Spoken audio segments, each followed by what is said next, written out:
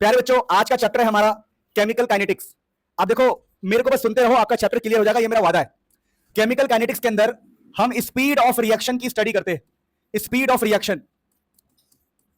Reaction की study करते हैं, लेकिन किताबों में इसी को रेट ऑफ रिएक्शन कहा गया है। रेट ऑफ रिएक्शन कहा गया है। तो कुल मिला के chemical kinetics class 12th chemistry का जो चैप्टर है उसमें रेट ऑफ रिएक्शन या स्पीड ऑफ रिएक्शन की बात करनी है। तो पहला टॉपिक इस चैप्टर में आता है कि भाई ये रेट ऑफ रिएक्शन से क्या मतलब है। एक बात मैं आपको बता दूं, रेट ऑफ रिएक्शन को प्यार से ROR कहा जाएगा। Rate of reaction, rate of reaction. तो पहला टॉपिक इस चैप्टर का होता है अकॉर्डिंग टू एनसीईआरटी कि ROR किसे कहा गया है, रेट ऑफ रिएक्शन किसे कहा गया है, या सिंपल भाषा में स्पीड ऑफ रिएक्शन किसे कहा गया है। तो कहते हैं यार ये कुछ भी नहीं है। इसका एक मैं आपको सिंपल सा एग्जांपल देता हूं, आप समझ जाओगे इसकी डेफिनेशन। बोला गया कि मान लो यहां पर 10 किलो सेब है, 10 किलो एप्पल है, यहां पे 10 किलो एप्पल, और ये जो 10 किलो एप्पल है, 10 किलो एप्पल, इसका हमने जूस बना दिया, जूस, और ये जूस हमने बना दिया 1 मिनट में। तो भाई 10 किलो एप्पल का जूस 1 मिनट में बन गया। तो ये जो चेंज हुआ है, चेंज, 10 किलो एप्पल खत्म हो गया, तो जो चेंज हुआ है, चेंज, ये जो 10 किलो एप्पल जूस में कन्वर्ट हो गया है, 10 किलो एप्पल जूस में चेंज हो गया है, वो 1 मिनट में हुआ है। अच्छा, दूसरा केस ये हो सकता है कि ये जो 10 किलो एप्पल है वो जूस बने 10 मिनट में, या मान लो 20 मिनट में। दोबारा बोल रहा हूं, 10 किलो एप्पल जूस बन रहा है जो चेंज हो रहा है 1 मिनट में, और एक बार 10 किलो एप्पल जूस बन रहा है 20 मिनट में। तो हम बोलेंगे कि यहां पर हमारा फास्ट है, यहां पर जो स्पीड ऑफ रिएक्शन है वो फास्ट है बेटा, फास्ट, और यहां पर स्पीड ऑफ रिएक्शन हमारा स्लो है, स्लो। स्पीड ऑफ रिएक्शन यहां पर स्लो है और ऊपर हमारा क्या था, फास्ट। तो ये जो रिएक्शन हो रहा है 10 किलो एप्पल से जूस, 10 किलो एप्पल से जूस, वो आप किसके हिसाब से अंदाजा लगा पा रहे हो कि कितना चेंज हो रहा है, कितने टाइम में, कितना चेंज हो रहा है। 10 किलो जूस बन रहा है 1 मिनट में, तो बोल दिया हमने भैया ये फास्ट है। 10 किलो एप्पल जूस बन रहा है 20 मिनट में, तो हमने इसको बोल दिया स्लो है। तो बेटा रेट ऑफ रिएक्शन को डिफाइन ऐसे किया गया, बोला गया change in concentration, change in concentration. बोला गया भैया ये कुछ भी नहीं होता, ये होता है चेंज इन कंसंट्रेशन अपॉन में टाइम, कि भैया कितना चेंज हो रहा है कितने टाइम में, उसी से हम अंदाजा लगाएंगे कि रेट ऑफ रिएक्शन क्या है, स्पीड ऑफ रिएक्शन क्या है। तो आई होप आपको ये डेफिनेशन पता लग गया होगा कि भैया कितना चेंज हुआ है और कितने टाइम में, है ना। कि भैया 10 किलो एप्पल का हमने जूस बना दिया 1 मिनट में, तो हमने बोला ये फास्ट है, और इसी 10 किलो एप्पल का हमने जूस बनाया पर 20 मिनट में, तो हमने इसको बोला स्लो है। तो रेट ऑफ रिएक्शन या सिंपल भाषा में कहे स्पीड, स्पीड को जानने का सबसे आसान तरीका है आप चेंज इन कंसंट्रेशन देख लो टाइम के साथ। अच्छा जी, तो सर ये जो कंसंट्रेशन है, इस कंसंट्रेशन से आपका क्या मतलब है। कंसंट्रेशन से मेरा मतलब होता है अमाउंट, अमाउंट। इसके बारे में आगे भी हम समझेंगे बढ़िया से कि कितना अमाउंट चेंज हो रहा है कितने टाइम से, वही रेट ऑफ रिएक्शन होता है। अब मैं आपको कुछ क्लियरिटी देना चाहता हूं, प्लीज अगर ये टॉपिक समझ में आ रहा है, जो ऑनलाइन में है मुझे कमेंट करते हुए चलेंगे ताकि मुझे पता लगे कि आपके दिल में क्या फील चल रहा है।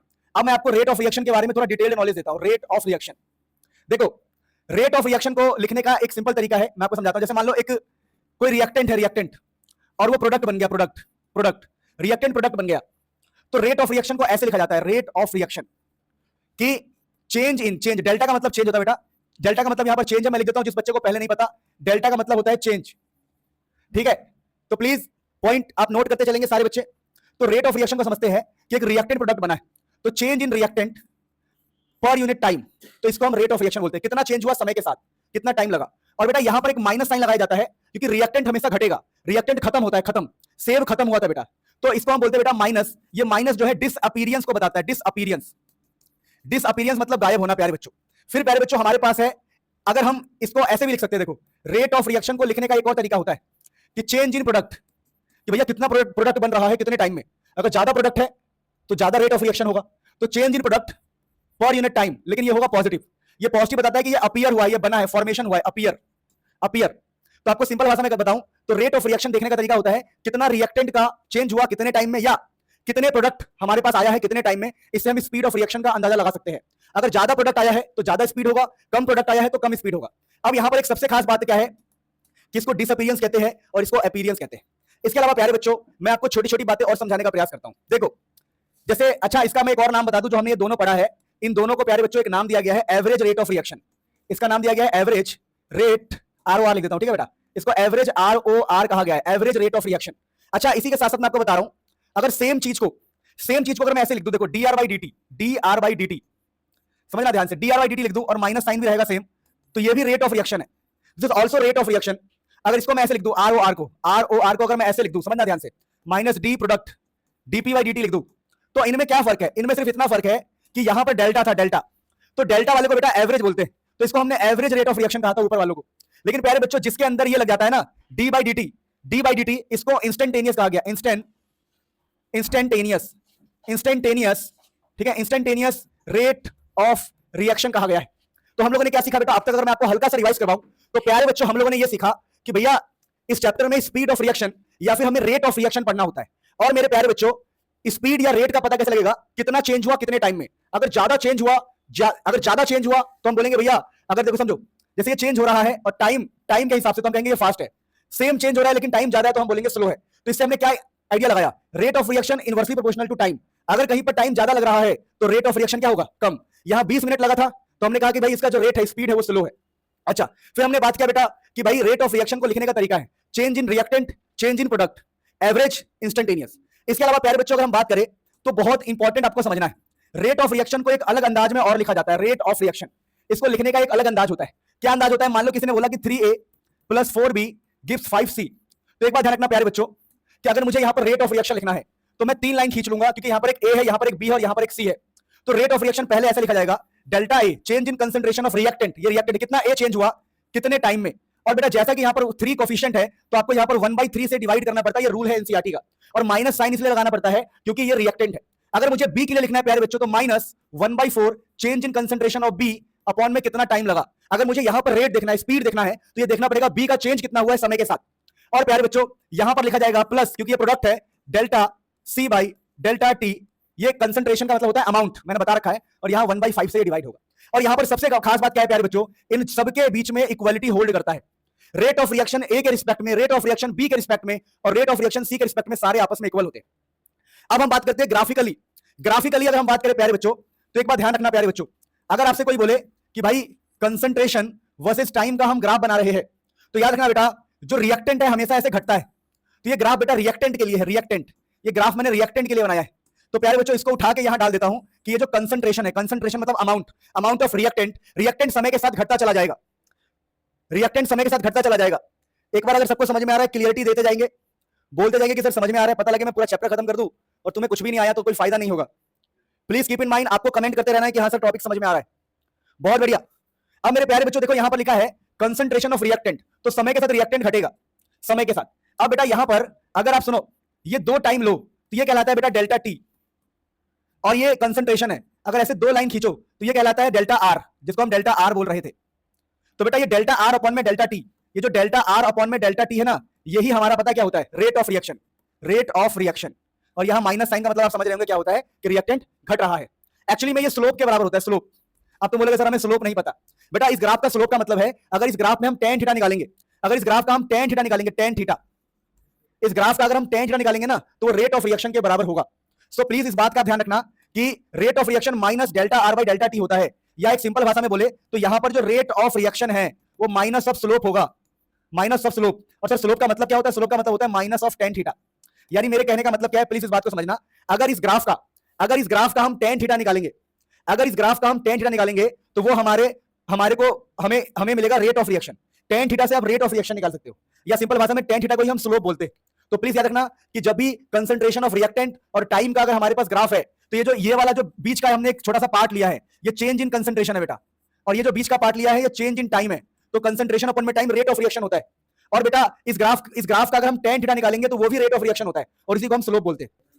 प्यारे बच्चों यहां तक सबको समझ में आ गया कि रेट ऑफ रिएक्शन कोफिशिएंट वाले में क्या होता है, कोफिशिएंट को डिवाइड करना होता है, और डिवाइड करने के बाद ये जितने भी ए और बी और सी का हमने रेट लिखा है, चेंज अपॉन में टाइम, चेंज अपॉन में टाइम, चेंज अपॉन में टाइम, आपस में इक्वल होता है। ठीक है, इसके अलावा इनके जो मैं आपको बताऊंगा, देखो सुनो, कुछ ग्राफ है जो आपको याद करने हैं कि रेट ऑफ रिएक्शन के लिए कुछ ग्राफ मैं आपको बता रहा हूं जो याद करना, ज्यादा पंगे में नहीं पड़ना है।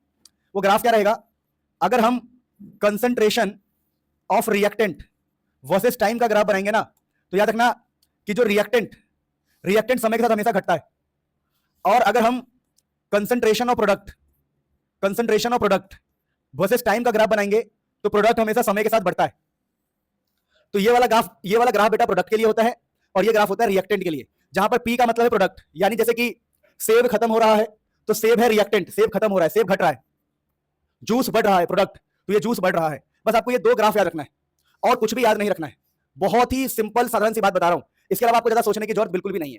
अब प्यारे बच्चों हम काम की बातें करेंगे। प्यारे बच्चों ये बहुत इंपॉर्टेंट क्वेश्चन है और ऐसे ही क्वेश्चन बार बार रिपीट होते हैं, तो इस क्वेश्चन को प्लीज अच्छे से सीख लो। मैं बहुत बार पहले भी ये क्वेश्चन करा चुका हूं, एक बार और करवा रहा हूं, मैं दोबारा भी करवा रहा हूं ताकि आप सीख सको, क्योंकि ऐसे क्वेश्चन बार बार आते हैं। अब ये क्वेश्चन है कि फॉर द रिएक्शन, हमारे पास रिएक्शन है ये। अब देखो लिखा है कि rate of formation of NO2 is इतना। रेट ऑफ फॉर्मेशन का क्या मतलब होता है? इसका मतलब ये है कि रेट ऑफ फॉर्मेशन यानी कि change in concentration of NO2 upon में डेल्टा टी। देखो लिखा है कि rate of formation of NO2, तो रेट ऐसे लिखते हैं change in concentration of NO2 upon में टाइम।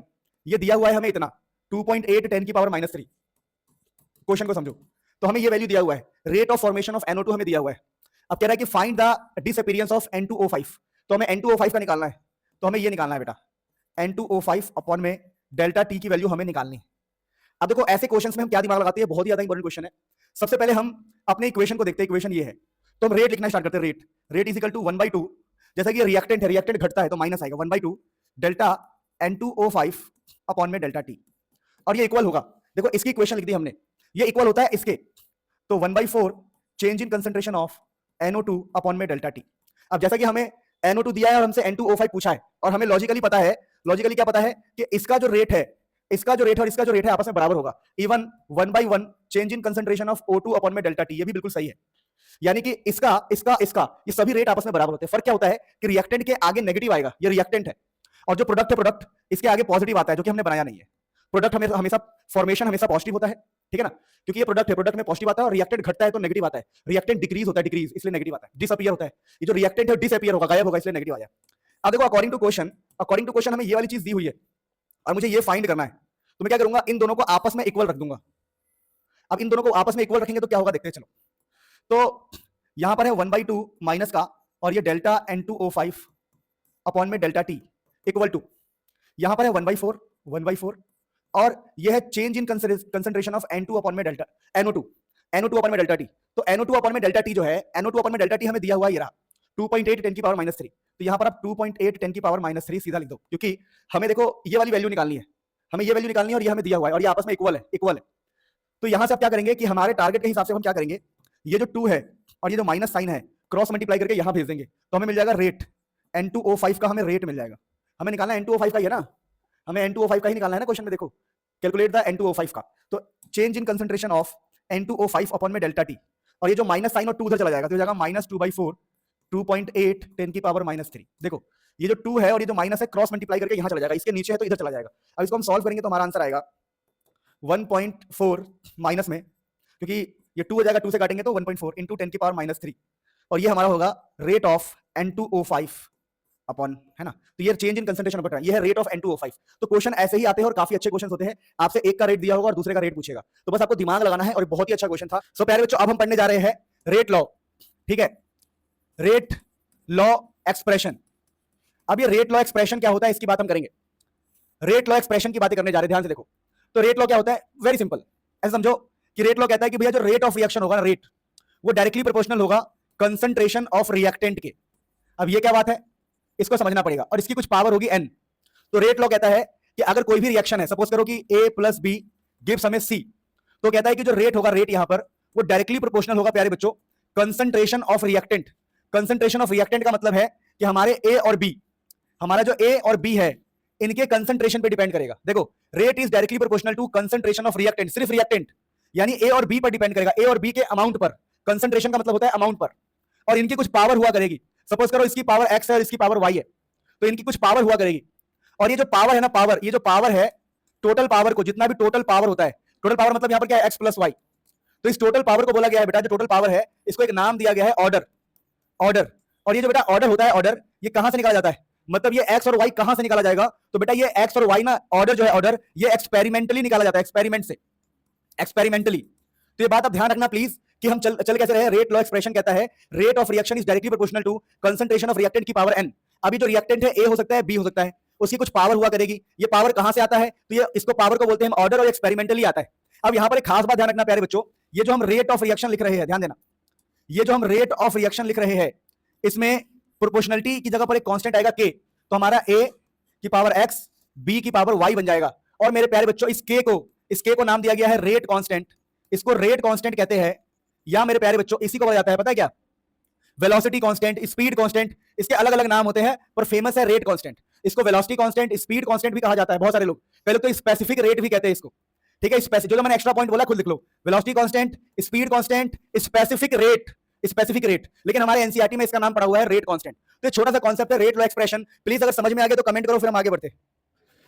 अब मेरे प्यारे बच्चों, थोड़ा सा ये जो हमने पढ़ा ना प्यारे बच्चों, ऑर्डर, तो ऑर्डर हमारा एक्सपेरिमेंटल वैल्यू है, तो थोड़ा ऑर्डर के बारे में जान लेते हैं। ये जो एक्सपेरिमेंटल वैल्यू होता है ऑर्डर, ऑर्डर जो है पॉजिटिव भी हो सकता है, लिखते चलना पॉजिटिव, ऑर्डर हमारा नेगेटिव भी हो सकता है इवन, और कई लोग कहते हैं कि ऑर्डर जो है जीरो भी हो सकता है, और कई लोग कहते हैं ऑर्डर जो है फ्रैक्शनल भी हो सकता है, फ्रैक्शनल। तो ऑर्डर की सबसे खास बात क्या है, पॉजिटिव, नेगेटिव, जीरो, फ्रैक्शनल, सब चीज ही पॉसिबल है। तो ऑर्डर क्या है, एक्सपेरिमेंटली पता लगाते हैं, और ये पॉजिटिव, नेगेटिव, जीरो, फ्रैक्शनल कुछ भी हो सकता है। अब प्यारे बच्चों, छोटा सा कॉन्सेप्ट याद रखना आप लोग कि ये जो के है, के के बारे में बात करें तो के हमारा होता है रेट कांस्टेंट। अब ये जो रेट कांस्टेंट है, इसकी जो यूनिट के ऊपर बहुत सारे क्वेश्चन आते हैं। तो रेट कांस्टेंट की अगर हम यूनिट की बात करें, तो रेट कांस्टेंट की यूनिट की बात करें तो इसके ऊपर बहुत सारे क्वेश्चन आते हैं। तो इसकी यूनिट क्या होगी, इसको समझना पड़ेगा। तो देखो ध्यान से समझना कि रेट कांस्टेंट की यूनिट क्या होगी, समझना ध्यान से। तो इसके लिए एक जनरल फॉर्मूला होता है यूनिट का। वो फॉर्मूला क्या होता है, फटाफट मुझे बताओ जनरल फॉर्मूला। देखो इसकी एक यूनिट ऑफ के की ना बेटा डेरिवेशन होती है, पर वो हमारे सिलेबस में नहीं और हमें करना भी नहीं, हमें बस अपने काम से मतलब है। यूनिट ऑफ के का डेरिवेशन कुछ ऐसा होता है, mole 1 minus N, L N minus 1 second minus 1। अब यहां पर बेटा ये समझना है कि ये क्या है, ये यूनिट ऑफ के का फॉर्मूला है। अब इससे है ना अलग अलग आंसर निकाल सकते हैं, बता रहा हूं कैसे। देखो जब आप एन की वैल्यू को जीरो पुट करते हो तो इसका नाम होगा जीरो ऑर्डर, क्योंकि मैंने आपको बताया था एन का मतलब होता है ऑर्डर। तो बेटा ये जीरो ऑर्डर कहलाता है, जीरो ऑर्डर। और जब एन की वैल्यू आप 1 पुट करते हो तो ये कहलाता है फर्स्ट ऑर्डर। और हमारे सिलेबस में जीरो ऑर्डर और फर्स्ट ऑर्डर भी है। बाकी आपका मन करे तो आप एन की अलग अलग वैल्यू n2 पुट कर सकते हो, n3 पुट कर सकते हो, ये आपकी बात है। अब प्यारे बच्चों, अगर हम जीरो ऑर्डर की बात करें तो जीरो ऑर्डर के लिए अगर n की वैल्यू जीरो पुट करेंगे तो क्या होगा, देखना जीरो ऑर्डर के लिए हमारा k क्या आएगा, समझने का प्रयास करना। हमारा k क्या आएगा जीरो के लिए, देखो यहां जीरो पुट करेंगे, यहां जीरो पुट करेंगे, तो आंसर आएगा मोल l माइनस 1 सेकेंड माइनस 1। देखो ऐसा आएगा, ये n जीरो हो जाएगा, ये n जीरो हो जाएगा, तो यहां हो जाएगा मोल, यहां l माइनस 1 सेकेंड माइनस 1। अगर n की वैल्यू 1 पुट करोगे तो 1 माइनस 1 जीरो, 1 माइनस 1 जीरो, तो बचेगा सिर्फ सेकेंड, सेकेंड माइनस 1। तो k की यूनिट बचेगी, k की यूनिट सेकेंड माइनस 1। तो बेटा k की यूनिट कैसे निकालते हैं, बस आपको अलग अलग ऑर्डर के लिए, zero order, first order, second order, third order, बस n की वैल्यू इसके अंदर पुट करनी है। n की वैल्यू पुट करो, आपको यूनिट ऑफ k मिलेगा, और ये एक इंपॉर्टेंट टॉपिक होता है। प्लीज इसे नोट करो, फिर हम आगे बढ़ते हैं प्यारे बच्चों। हाँ जी, क्या चाहते हो इस सीरीज के सारे चैप्टर आए? तो मुझे बताओ क्या फायदा अगर मैं मेहनत करते जाऊं तुम वीडियो देखो ही ना, तो मेरा तो कोई फायदा नहीं है। तो आप मुझे कमेंट करो और ये बताओ कि सीरीज कंटिन्यू रखना है कि नहीं रखना है। अगर आप कमेंट करके मुझे नहीं बताओगे कि सर हम देखेंगे नहीं देखेंगे, तो फिर अगली नहीं आ पाएगी। बाकी अगर मेरे मेहनत आपको सफल है, मुझे बहुत तेज, अभी देख लो मेरे होठ से पता लग रहा होगा आपको कि मेरी तबीयत इतनी ठीक नहीं है, पर अगर मेरी मेहनत अब तक पहुंच रही है ना, तो भाई कुछ नहीं मांग रहा हूँ, जो मेरा हक है वो दो। मतलब कि वीडियो को, मतलब मुझे कमेंट और लाइक ये सब चीज़ें हाइप करके थोड़ा मोटिवेट तो करो यार। लव यू मेरे प्यारे बच्चों। देखिए जब तक आप थियोरी को नहीं समझेंगे ना, आप न्यूमेरिकल्स नहीं कर सकते। थियोरी जरूर समझिए, और आपको मेरी चीजें समझ में आ रही है तो कमेंट करो, ठीक है। अदरवाइज ये सब चीजें मैं अच्छे से करवाऊंगा आपको, ऐसी बात नहीं है कि नहीं करवाऊंगा। पर अभी हम कई सारे बच्चों के प्री बोर्ड है, बोर्ड्स है, तो हम जल्दी जल्दी बढ़िया सी चीजों को कर रहे हैं। जिन लोगों ने थियोरी पढ़ रखी उनके लिए तो बल्ले बल्ले भाई, लेकिन जिन्होंने थियोरी नहीं पढ़ रखी उसको मैं दोबारा थियोरी पढ़ा दूंगा, इसमें कोई बड़ी बात नहीं है। अब क्वेश्चन देखो क्या लिखा है, the convergence of molecule x to y। एक मॉलिक्यूल जो है x से y में जा रहा है, फॉलो सेकंड ऑर्डर काइनेटिक्स। यानी रेट अगर हम इसका लिखेंगे तो rate is equal to constant, और ये x की पावर हो जाएगी 2, सेकंड ऑर्डर ना बेटा। देखो ये रिएक्टेंट है, रिएक्टेंट। रेट लॉ कैसे लिखते हैं, rate law, rate is equal to K reactant की पावर ऑर्डर। याद करो rate law, rate is equal to K, और जो भी रिएक्टेंट होता है, रिएक्टेंट, रिएक्टेंट की पावर इसका ऑर्डर n। तो एक कंपाउंड x से y में जा रहा है, तो x हमारा रिएक्टेंट है, तो x की power order. If concentration of x is increase 3 times. अब क्वेश्चन में कह रहा है कि अगर x की जगह पर हम 3x लिखेंगे, x की जगह पर अगर हम 3x लिखेंगे तो क्या होगा। तो भैया देखो, तो हमारा रेट जो है बदल जाएगा, उसका नाम रखेंगे हम r डैश। देखो पहले हमारा नाम था rate, rate is equal to K x की पावर 2, अब उसका नाम रख दो r डैश, क्योंकि अब ये बदल जाएगा, 3 आ गया है, तो k ये हो जाएगा 9x स्क्वायर। क्योंकि देखो 3 का स्क्वायर जो है, 3 का स्क्वायर 9 बन जाएगा। तो पहले रेट था के एक्स स्क्वायर, अब रेट है k into 9 into X square, तो 9 गुना बढ़ गया। तो rate increases by 9 time, rate increase हो गया, रेट इंक्रीजेस कितने गुना, 9 गुना by 9 times. How will it affect the rate of formation of y। Rate formation पे क्या फर्क पड़ेगा, तो रेट इंक्रीज बाई 9 टाइम्स, है ना। अगर आप x की वैल्यू में 3 डालोगे तो ये 3 का स्क्वायर हो जाएगा, और 3 का स्क्वायर हो जाएगा 9, तो रेट 9 टाइम्स। तो ऐसे क्वेश्चन एग्जाम में आएंगे जिसके लिए आप रेडी रहो, ठीक है। तो एग्जाम में ऐसे क्वेश्चन आते हैं, कई बार ऐसा आता है कि रेट इज इक्वल टू के a की पावर 2 b की पावर 1। बोलेंगे बताओ हमने a को, इसका आंसर कमेंट करना, क्वेश्चन दे रहा हूं। बोलेंगे हमने a को 2 टाइम्स कर दिया, a को हमने 2 गुना कर दिया, और b को हमने कर दिया 1/2 टाइम्स, तो क्या फर्क पड़ेगा। तो आप बोलोगे देखो जो r डैश होगा वो कुछ ऐसा होगा, k a की जगह पर 2a का स्क्वायर, क्योंकि ए अब दुगना हो चुका है। और बी की जगह पर क्या लिखोगे? बी की जगह पर बी की जगह पर 1/2, क्योंकि ए को 2 से मल्टीप्लाई किया है लेकिन बी को आधे से मल्टीप्लाई किया है। तो बताओ रेट पर क्या फर्क पड़ेगा? आंसर मुझे कमेंट करके बताओ फटाफट। बहुत ही सिंपल टॉपिक का नाम है complex and elementary reaction. Elementary reaction. So प्यारे बच्चों ध्यान दो, कॉम्प्लेक्स किसे कहते हैं? देखो कॉम्प्लेक्स रिएक्शन किसे कहते हैं? प्लीज सारे बच्चे, जब एक रिएक्शन इस प्रकार से हो रहा हो कि पहले वो ए से बी जाए, फिर बी से सी जाए, सी से डी जाए, तो इसको कॉम्प्लेक्स रिएक्शन कहते हैं। एलिमेंट्री रिएक्शन का मतलब है कि वो सिंगल स्टेप में होगा। देखो मैं लिख के पढ़ा रहा हूं, आप भी प्लीज लिख लिख के ही पढ़े। तो कॉम्प्लेक्स रिएक्शन होता है मल्टीपल स्टेप में और एलिमेंट्री रिएक्शन होता है सिंगल स्टेप में। अब यहां पर एक इंपॉर्टेंट पॉइंट और ध्यान रखना है, अगर हमारे पास कोई कॉम्प्लेक्स रिएक्शन है, कॉम्प्लेक्स मतलब मान लो पहले ए से बी बना, फिर बी से सी बना और सी से डी बना, तो प्यारे बच्चों यहां पर देखो अगर मान लो इसके आगे स्लो लिखा है स्लो, तो इस स्लो वाले को है ना, स्लो वाले को हम एलिमेंट्री रिएक्शन की तरह ट्रीट करते हैं, एलिमेंट्री की तरह मान लेते हैं इसको एलिमेंट्री की तरह मान लिया जाता है। यानी कि अगर एक कॉम्प्लेक्स रिएक्शन है तो कॉम्प्लेक्स रिएक्शन में क्या होगा? बहुत सारे स्टेप होंगे, ए से बी, बी से सी, सी से डी, लेकिन जो रिएक्शन स्लो होगा वो हमारे लिए एलिमेंट्री रिएक्शन होगा। यानी हम 3 स्टेप की जगह पर हम इस स्टेप को नहीं मानेंगे, इस स्टेप को भी नहीं मानेंगे, हमारे काम का सिर्फ ये स्टेप होगा। यानी कि अगर हमारे पास एक कॉम्प्लेक्स रिएक्शन है तो उसमें से स्लो वाला रिएक्शन ही हमारे काम का है। तो हम बोलते हैं कि जो एलिमेंट्री रिएक्शन होता है उसी से हम रेट ऑफ रिएक्शन की बातें कर पाते हैं, रेट ऑफ रिएक्शन। यानी जो रेट ऑफ रिएक्शन है वो एलिमेंट्री रिएक्शन की वजह से ही आएगा क्योंकि वो स्लो है, हमें फास्ट रिएक्शन का कोई काम नहीं होता है। बात समझ पाए आप लोग? बहुत अच्छी बात है। और एक और छोटी सी बात मैं आपको बता दे रहा हूं जो काफी ज्यादा इंपॉर्टेंट है। जैसे अगर मान लो कभी 2A और 3B लिखा है और बोला है कि 5C और यहां पर स्लो लिख दिया, स्लो, अगर स्लो लिख दिया तो समझ जाओ ये आपका है रेट ऑफ रिएक्शन वाला। ये जो रिएक्शन है रेट ऑफ रिएक्शन कैलकुलेट करने में हेल्प करेगा। तो अगर आप यहां पर रेट ऑफ रिएक्शन लिखोगे तो ऐसे लिख सकते हो, देखो rate constant, concentration of A, concentration of B, क्योंकि आपको सिर्फ रिएक्टेंट से मतलब है। रेट लॉ में सिर्फ रिएक्टेंट आता है, प्रोडक्ट कभी नहीं आता। लेकिन यहां सबसे खास बात क्या है, अगर कभी स्लो लिखा हो ना तो ये जो नंबर्स है, ये नंबर 2 और 3 आप यहां पर यूज कर सकते हो। यानी एक्स और वाई निकालने के लिए या पावर निकालने के लिए आपको एक्सपेरिमेंट करने की भी जरूरत नहीं पड़ती। यानी स्लो वाला अगर कहीं लिखा आ जाए तो आपको एक्स और वाई नहीं लिखना है, आपको एक्सपेरिमेंट करने की जरूरत नहीं है, आपको ऑर्डर जो है ऑर्डर इन कोफिशिएंट से ही मिल जाएगा। तो ये बातें आपको खास तौर पे ध्यान रखनी है। इसके बाद प्यारे बच्चों हमारा अगला टॉपिक स्टार्ट होगा, समझ में आ गया तो प्लीज कमेंट कर दो। देखो इसके बाद प्यारे बच्चों हमारे पास एक टॉपिक आता है मॉलिक्यूलरिटी। मॉलिक्यूलरिटी, बात समझ पा रहे हो?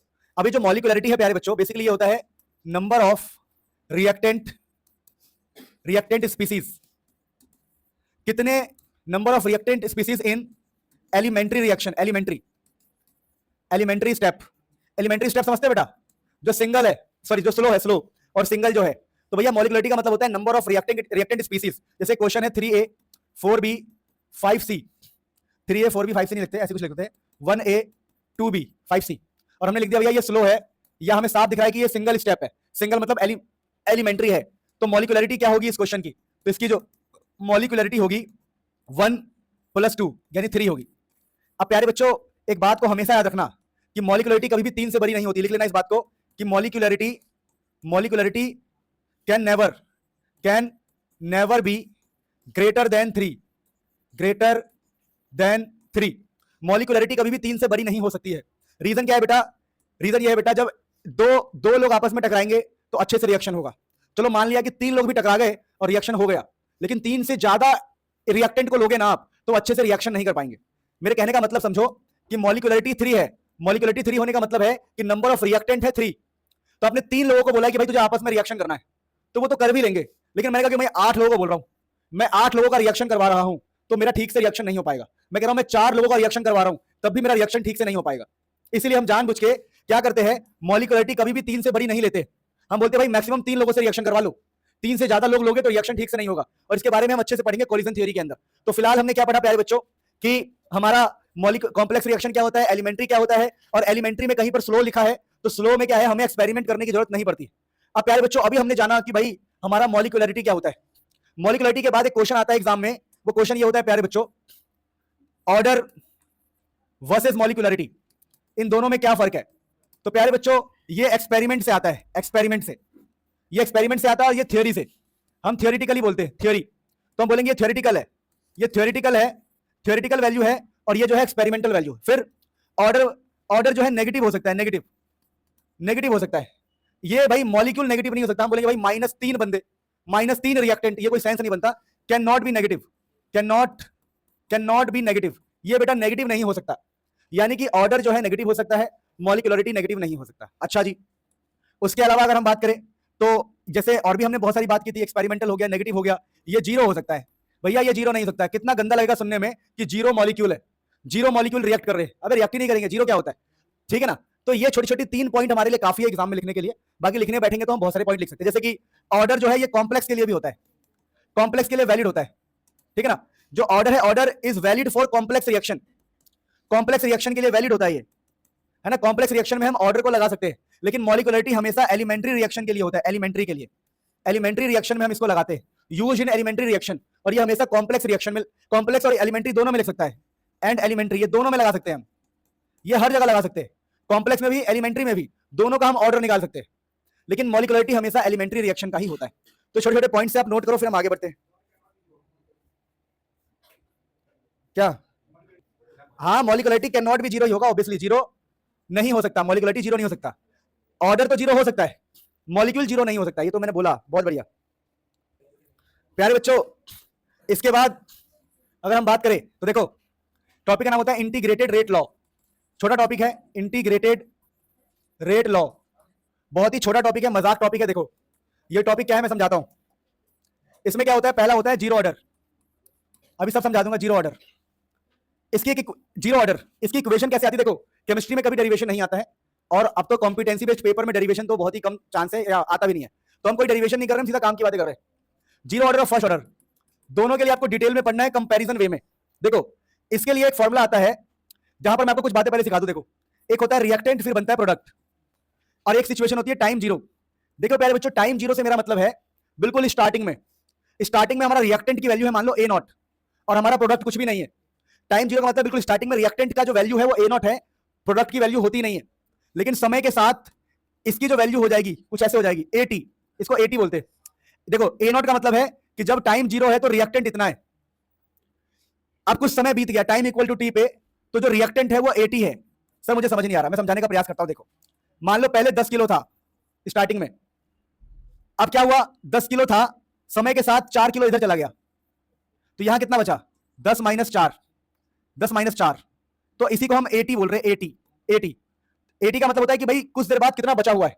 यानी मैं आपको डिफाइन भी कर दूंगा, टेंशन मत लो, कि मान लो स्टार्टिंग में A0 है, बाद में इस A0 में से X निकल गया, और X निकल के बन गया प्रोडक्ट। स्टार्टिंग में A0 था, A0 में से X निकल गया, और वो X जाके बन गया प्रोडक्ट। तो ये जो A0 है ये होता है इनिशियल, और A0 माइनस X, इसी को हम AT बोल रहे हैं, AT। तो भाई देखो आपको क्लियरली एक बात समझना है कि स्टार्टिंग में A0 होता है, यानी इनिशियल, इनिशियल, बिल्कुल इनिशियल आपने कितना लिया। और प्यारे बच्चों AT का मतलब होता है कितना बचा है, कितना बचा है ना। बचा है मतलब कितना हमारे हाथ में है, इसको एकदम हाथ में कितना है, हाथ में कितना है। जैसे एग्जांपल लिया था तो 6 किलो हाथ में था हमारे यहाँ पर, 6 किलो, तो बेटा इसी को AT बोल रहे हैं, A0 माइनस X को ही AT बोलते हैं। तो AT का मतलब होता है हाथ में कितने हैं। अब प्यारे बच्चों तो जीरो ऑर्डर में इक्वेशन बनाई गई, इक्वेशन क्या बनाया गया ये समझना। AT मतलब कुछ समय बाद कितना बचेगा, वो होता है माइनस के टी प्लस, बताओ A0। अब तुम बोलोगे ये क्या है सर, अभी मैं समझाता हूं, टेंशन मत लो। यहां पर ये AT का मतलब क्या, देखो A के नीचे छोटा सा T है, ये A और T मल्टीप्लाई में नहीं है, A के नीचे छोटा सा T का मतलब है सिंबल, A मतलब अमाउंट, कुछ देर बाद। AT का मतलब है कितना अमाउंट आपके हाथ में है, हाथ में कितना है, बचा हुआ कितना है। K का मतलब होता है रेट कांस्टेंट, T का मतलब बेटा यहाँ पर टाइम है, टाइम, ये दोनों आपस में मल्टीप्लाई में, K और T मल्टीप्लाई में, और A0 का मतलब है स्टार्टिंग में कितना था। तो ये इसकी मेन इक्वेशन होती है प्यारे बच्चों। अब इस मेन इक्वेशन की हेल्प से यहां पर एक ग्राफ बनाया जाता है। ये ग्राफ क्या होता है कि कंसंट्रेशन आफ्टर सम टाइम, मतलब कितना हाथ में बचेगा। अच्छा मैं बताता हूं आपको, रुक जाओ। अगर इसका हम ग्राफ बनाएंगे तो कैसा ग्राफ बनेगा, पहले वो देखो। और इस ग्राफ में सब बताऊंगा मैं आपको। देखो ये ग्राफ ऐसा बनेगा, इस वाले पॉइंट को बोला गया है A0, इस पॉइंट को A0, और ये जो ग्राफ जो ऊपर जा रहा है इसको बोला गया है AT, यानी ये जो ग्राफ है AT का है, और इसमें ये वाला पॉइंट होता है A0, A0 मतलब इनिशियल। और बेटा इस ग्राफ का जो स्लोप होगा, स्लोप, इस ग्राफ का जो हम टेन थीटा निकालेंगे, एंगल निकालेंगे, स्लोप जो होगा, स्लोप वो माइनस K के बराबर होता है, और नीचे होता है T। अब तुम्हें सब चीज समझा रहा हूं। देखो पहले AT को प्लेस करते हैं यहां पर, A0 को प्लेस कर दो यहां पर, टाइम को प्लेस कर दो नीचे, तो बच गया माइनस K। तो माइनस K ये होता है बेटा, यहां से एक लाइन खींचो और एक ट्रायंगल, ट्रायंगल नहीं मतलब बस ये बनाओ, और ज्यादा दर्द हो रहा है तो कुछ मत करो, छोड़ दो, ऐसे करो, बस यू रखो और ऐसे एक लाइन खींचो, छोटा सा डॉटेड में बता रहा हूं, ऐसे करो, हल्का सा डॉट बनाओ, और ये जो एंगल बन रहा है, this angle, slope, slope is equal to minus K, यानी tan theta, tan theta is equal to minus K। ये जो टेन थीटा है वो माइनस K के बराबर होगा। तो बेटा ये हमने पढ़ा जीरो ऑर्डर रिएक्शन।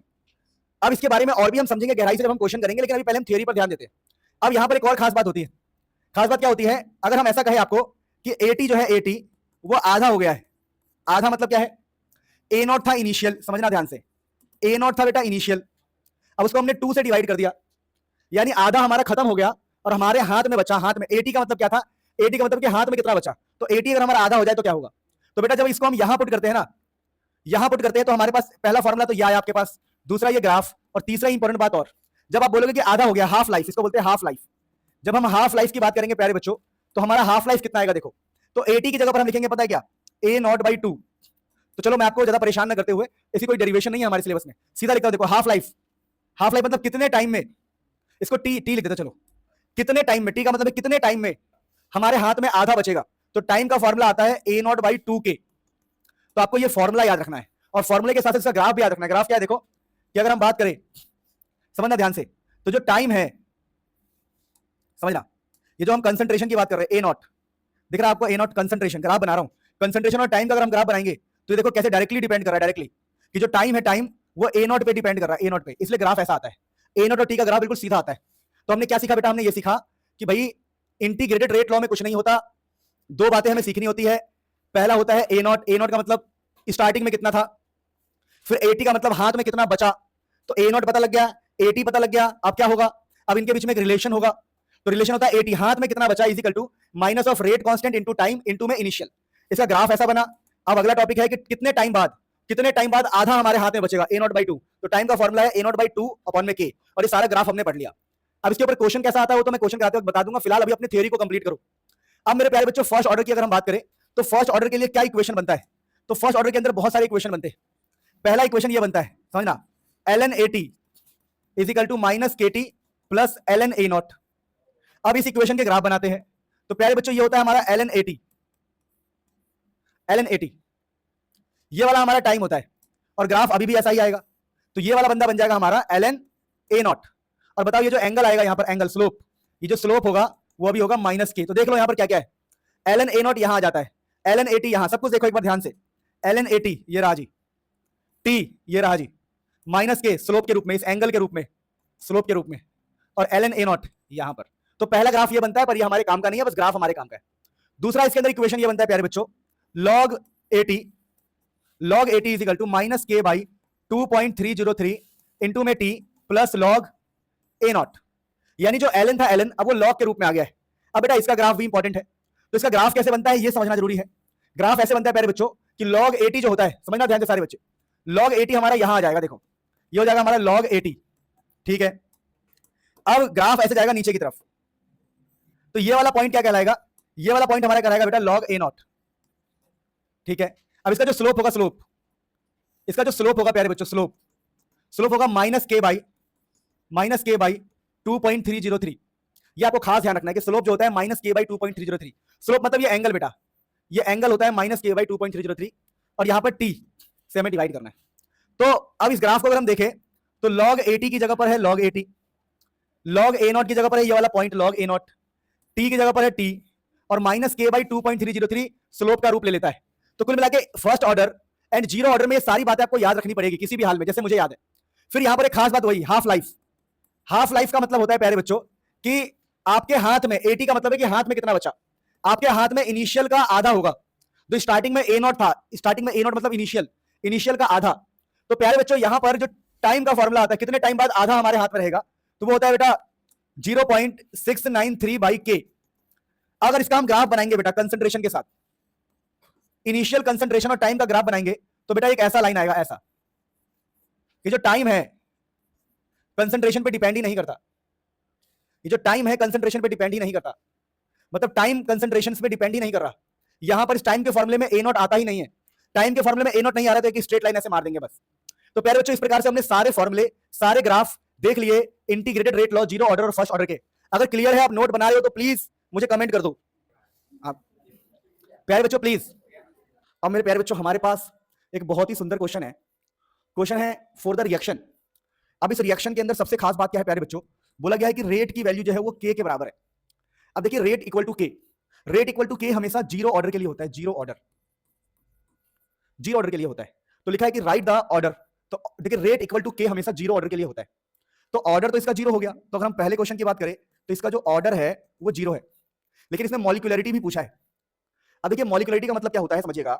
मॉलिक्युलरिटी का मतलब होता है कि यहां पर है 1H2 और यहां पर है 1Cl2, तो यहां पर मॉलिक्युलरिटी इसकी 2 हो जाएगी। मॉलिक्युलरिटी जो हो जाएगी वो हो जाएगी 2। याद रहेगा सबको कि ऐसे काउंट करते हैं मॉलिक्युलरिटी, बहुत ही सिंपल। तो मॉलिक्युलरिटी इसकी 2 हो जाएगी। तो अब सेकंड क्वेश्चन देखते हैं। क्वेश्चन है राइट द यूनिट ऑफ के। तो जीरो ऑर्डर के लिए यूनिट ऑफ के आप लिख के दिखाएंगे, आपके लिए होमवर्क है। यूनिट ऑफ के तो बहुत इंपॉर्टेंट है, zero order, first order, second order, इसके लिए आपको याद होना चाहिए। तो यूनिट ऑफ के होमवर्क है जो मुझे कमेंट करके बताएंगे फटाफट। तो देखो ये क्वेश्चन याद रखना, ये थियरी होता है बेटा, रेट इक्वल टू के। रेट इक्वल टू के जीरो ऑर्डर के लिए होता है, और मॉलिक्युलरिटी का मतलब होता है कितने मॉलिक्यूल्स है। तो एक मॉलिक्यूल है H2 का और एक मॉलिक्यूल है Cl2 का, तो यहाँ एक 1 + 1 2 हो गया, और ये तो आप कर ही लोगे। फटाफट आगे बढ़ते हैं, बहुत आसान क्वेश्चन था प्यारे बच्चों। अब ये हमारे पास काफी अच्छा क्वेश्चन है कॉन्सेप्ट्स को अच्छे से समझने के लिए। क्वेश्चन है for a chemical reaction, reactant से product, the variation of concentration versus time decreasing linearly with time. ये डिक्रीज करता हुआ ग्राफ आपको दिख रहा होगा कि यहां पर कंसंट्रेशन और टाइम के बीच का ग्राफ है, वो डिक्रीज करता हुआ ग्राफ है, ऐसे डिक्रीज हो रहा है। ये आपका टाइम है और ये आपका कंसंट्रेशन है। क्वेश्चन कह रहा है कि predict the order of the reaction. मैं आपको बता दूं बेटा, ये जो ग्राफ है ना, ये ग्राफ जीरो ऑर्डर रिएक्शन के लिए होता है, ध्यान रखना। जब यहां पर आर और यहां पर टी लिखा हो तो ये होता है जीरो ऑर्डर का, जीरो ऑर्डर का होता है प्यारे बच्चों। और इसका जो स्लोप होता है, स्लोप मतलब ये जो एंगल होता है, ये जो एंगल होता है ना, एंगल इसको बोलते हैं स्लोप। ये जो स्लोप होता है यहाँ का, मैं आपको बता दूं प्यारे बच्चों, ये जो स्लोप होता है, स्लोप मतलब tan थीटा, स्लोप -k के बराबर होता है। तो क्वेश्चन में क्या क्या पूछा है हमसे कि भैया ये जो भी ग्राफ है, इस ग्राफ की हेल्प से बताओ predict the order of the reaction. तो भैया जो ये ऑर्डर है इसका zero. What is the slope of the curve, इसका जो स्लोप है वो -k के बराबर है। काफी अच्छा क्वेश्चन है, प्लीज नोट करो, फिर आगे बढ़ते हैं। किस किस को लग रहा है कि ये क्वेश्चन उसको आ रहा है, किस किस को लग रहा है कि सर कॉन्फिडेंस आ रहा है, प्लीज कमेंट करो। अपना नाम जरूर कमेंट करो, आपके कमेंट करने से मुझे पता लगेगा कि आप कितना सीख रहे हो या नहीं सीख रहे हो, मुझे बताओ कमेंट करके। अब देखो मेरे सुंदर बच्चों, अगला क्वेश्चन है कि देखो एक ग्राफ है, पर इस ग्राफ में प्यारे बच्चों ध्यान रखना, यहां पर ln r दिया हुआ है, ln r। तो जब भी आपको ln r दिखाई दे तो बेटा ये फर्स्ट ऑर्डर होता है, फर्स्ट ऑर्डर याद रहेगा, ये होता है फर्स्ट ऑर्डर मेरे प्यारे बच्चों। तो यहां पर ये फर्स्ट ऑर्डर होता है। और मेरे प्यारे बच्चों यहां पर इसका जो स्लोप है, ये जो स्लोप है, स्लोप यानी थीटा, ये भी -k के बराबर होता है स्लोप। इसका जो हम स्लोप निकालेंगे, tan थीटा निकालेंगे, इसका स्लोप भी -k के बराबर होता है। तो क्वेश्चन है कि ऑर्डर ऑफ द रिएक्शन बताओ। तो ऑर्डर इसका रिएक्शन का क्या है, फर्स्ट ऑर्डर इसका फर्स्ट है बेटा। ये ग्राफ ln वाला जो है फर्स्ट ऑर्डर के लिए होता है। फिर क्वेश्चन है बेटा व्हाट इज द स्लोप, तो इसका जो स्लोप है वो -k के बराबर है। एंड प्यारे बच्चों right the unit of the rate constant. अब बताओ ये फर्स्ट ऑर्डर के लिए k की यूनिट क्या होगी, होमवर्क है। फर्स्ट ऑर्डर के लिए k की यूनिट क्या होगी, ये होमवर्क है। ऐसे ऐसे क्वेश्चन 3-3 नंबर में आपको दिखाई दे सकते हैं, प्लीज इसे नोट कीजिए, फिर हम आगे बढ़ते हैं। यानी कि इस चैप्टर के सारे ग्राफ आपके लिए इंपॉर्टेंट है, ग्राफ, ठीक है, ग्राफ, स्लोप और सब कुछ। मैंने थ्योरीज, मैं आपको जैसे भी मैं थ्योरीज दोबारा भी पढ़ाऊंगा जब अपना हम रक्षक बैच का फेज 2 स्टार्ट करेंगे। फेज 2 हम स्टार्ट करेंगे 15 दिसंबर से हम स्टार्ट करेंगे फेज 2, जिसके अंदर हम केमिस्ट्री के बुक 1 से पढ़ना स्टार्ट करेंगे सब कुछ डिटेल में। पर फिलहाल अगर आप पहले से थियरी पढ़ चुके हो तो आपको ये सब पता होना चाहिए डिटेल में। फटाफट नोट करते आगे बढ़ते हैं। सो मेरे प्यारे बच्चों अब अगला ये क्वेश्चन देखो, काफी अच्छा क्वेश्चन है, और ये क्वेश्चन सच में बोल रहा हूं बहुत ज्यादा इंपॉर्टेंट क्वेश्चन की कैटेगरी में आता है। अभी क्वेश्चन क्या है देखो, मैं आपको बता दूं कि हम लोग ऐसा पढ़ते थे फर्स्ट ऑर्डर में हम लोग ऐसा कुछ पढ़ते थे, T time is equal to 2.303 upon में के लॉग A0/AT, जहां A0 का मतलब होता है इनिशियल और AT का मतलब होता है कि बचा कितना है, रिएक्शन कितना बचा हुआ है। जैसे अगर 2 किलो है तो 2 किलो में मान लो आधा किलो खत्म हो गया, तो बचा कितना है। AT का मतलब होता है कि बचा कितना है, हाथ में कितना है, हाथ में बचा कितना। तो ये सब चीजें हम पढ़ते थे, कोई प्रॉब्लम नहीं है।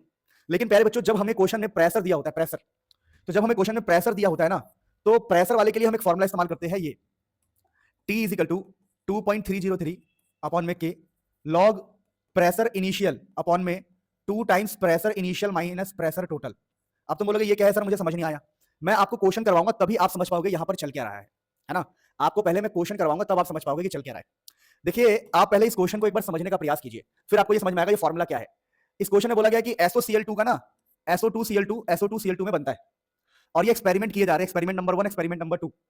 एक्सपेरिमेंट करने के बाद देखा गया टाइम जीरो पर, टाइम जीरो का मतलब है इनिशियल, ये इनिशियल है, टाइम जीरो का मतलब इनिशियल प्रेशर था 0.4, और जब टाइम हमारा फाइनल मतलब बाद में कुछ टाइम बाद जब हमारा टाइम 100 सेकंड हो गया, टाइम जब 100 हो गया तो टोटल प्रेशर है 0.7।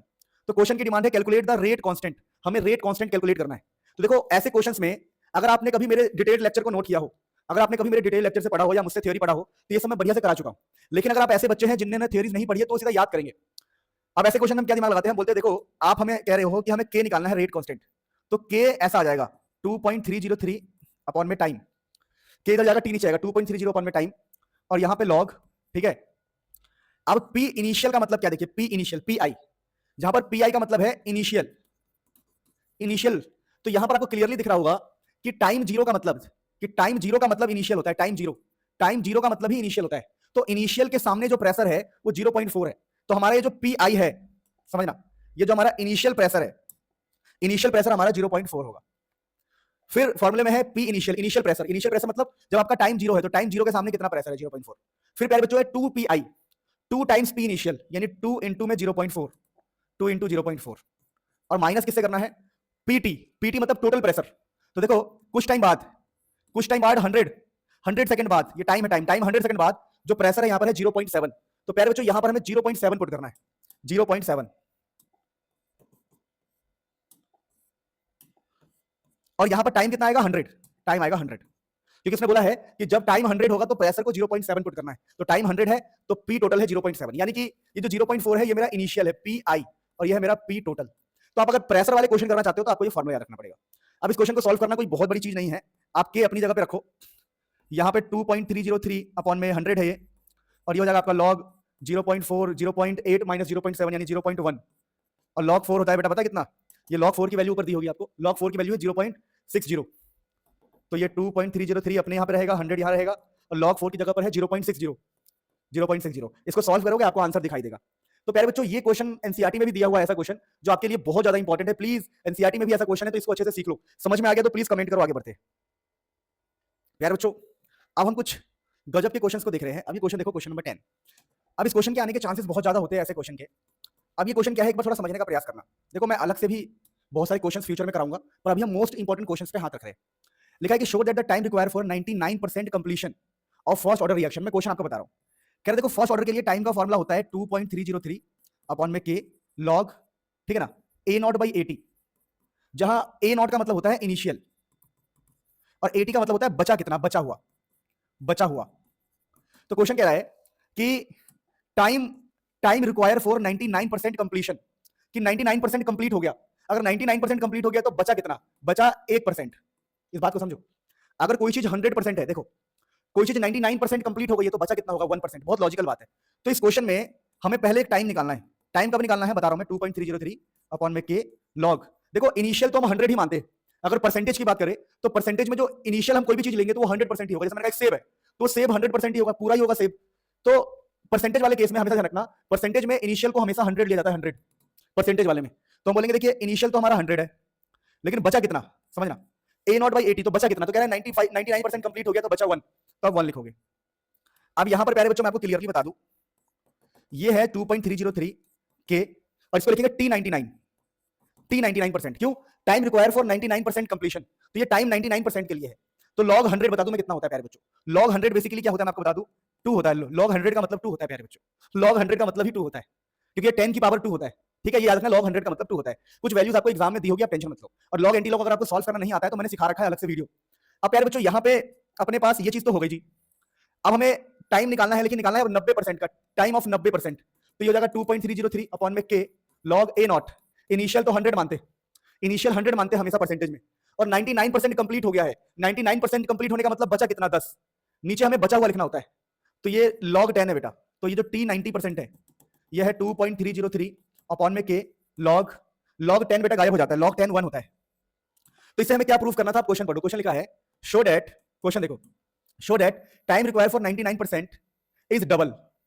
जो 99% वाला है वो डबल है, हाँ जी, जो 99% वाला है उसमें 2 आ रहा है एज कंपेयर टू 90%, और 90% वाला सिंपल है, यहाँ पे 2 नहीं है, यानी 99% वाला डबल होता है। तो ऐसे हम शो करेंगे, ऐसे बोलेंगे देखो कि ये मेरा इक्वेशन 1 है और ये मेरा इक्वेशन 2 है, फ्रॉम 1 and 2, 1 and 2 से आप कह सकते हो कि जो टाइम 99% है वो डबल है टाइम 90 के, वो डबल है टाइम 90 के, ये दुगना है भाई। तो ये बहुत ही अच्छा क्वेश्चन था, प्लीज नोट करो, फिर हम आगे बढ़ते हैं। अब इस चैप्टर में हमारे पास गिनती के छोटे मोटे 3-4 टॉपिक है, अर्हीनियस इक्वेशन, टेम्परेचर डिपेंडेंस और कोलिजन थ्योरी और सूडो फर्स्ट ऑर्डर रिएक्शन। तो फटाफट एक करके बात करते हैं। अब एक टॉपिक हम ले रहे हैं सूडो फर्स्ट ऑर्डर रिएक्शन। अब ये सूडो फर्स्ट ऑर्डर रिएक्शन क्या होता है समझते हैं। फर्स्ट ऑर्डर रिएक्शन बड़ा आसान है, कोई बहुत बड़ी बात नहीं है। इसमें ये होता है प्यारे बच्चों कि सूडो का मतलब होता है नकली, नकली फर्स्ट ऑर्डर रिएक्शन। अब इसको मैं बोल रहा हूं, आप खुद से लिखने का ट्राई करना। इसमें क्या होता है, जैसे कोई रिएक्शन है, सपोज करो A + B गिव्स C, तो हकीकत में ये है सेकंड ऑर्डर, समझना बात को, सेकंड ऑर्डर का रिएक्शन है। क्यों? क्योंकि अगर मैं बोल रहा हूं ना सेकंड ऑर्डर है, हम ये मान रहे हैं कि हमारा इसके और इसके हिसाब से जो ऑर्डर आ रहा है ए और बी के हिसाब से वो सेकंड ऑर्डर है, तो ये बेटा हायर ऑर्डर का रिएक्शन है, हायर ऑर्डर का रिएक्शन होता है। ये जो रिएक्शन है हायर ऑर्डर का है। लेकिन हम क्या करते हैं बेटा, ये जो बी है इसको बहुत ज्यादा अमाउंट में लेते हैं, एक्सेस। एक्सेस का मतलब होता है बहुत ज्यादा। हमने बी को बहुत ज्यादा ले लिया, बी का अमाउंट बहुत ज्यादा है, एक्सेस है।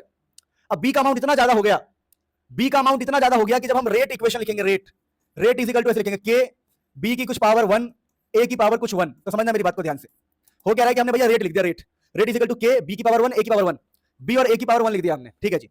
लेकिन हम कह रहे हैं कि बी बहुत ज्यादा है, बहुत ज्यादा वैल्यू कभी खत्म नहीं होती। मान लो मैं कहता हूं मेरे पास 1 लाख अरब खरब मरब जरब पैसा है, मेरे पास बहुत सारा पैसा है। अब मैंने 2 गाड़ी खरीद ली, तब भी पैसे पे कोई फर्क नहीं पड़ा। मैंने 2 मकान खरीद लिया, तब भी मेरे पैसे पे कोई फर्क नहीं पड़ा, क्योंकि वो मेरा पैसा इतना ज्यादा है कि वो कांस्टेंट हो गया। अगर मेरी 7 खानदान के लोग भी डेली ऐश मौज करे, तब भी वो पैसा खत्म नहीं होगा, क्योंकि पैसा इतना ज्यादा है। तो बेटा जब कोई चीज बहुत ज्यादा होता है, एक्सेस अमाउंट में होता है ना, तो वो कांस्टेंट हो जाता है, कांस्टेंट, वो कांस्टेंट हो जाता है। तो हमारा जो बी है ना, बी एक कांस्टेंट बन जाता है, और बी कांस्टेंट बनने के बाद के साथ मिल जाता है, के साथ, तो रेट कुछ ऐसा बन जाएगा, एक नया कांस्टेंट आ जाएगा, क्योंकि बी भी कांस्टेंट है, के भी कांस्टेंट है, तो हमारे इसका नाम हो गया के डैश, तो ए की पावर 1। अब बताओ ये कौन सा ऑर्डर रिएक्शन है? तो आप बोलोगे फर्स्ट ऑर्डर, आप बोलोगे फर्स्ट ऑर्डर। तो बेटा अब समझो, सूडो का मतलब होता है नकली, नकली फर्स्ट ऑर्डर रिएक्शन। तो ये जो नकली फर्स्ट ऑर्डर रिएक्शन है, इसके पीछे कॉन्सेप्ट क्या है कि हायर ऑर्डर रिएक्शन होता है।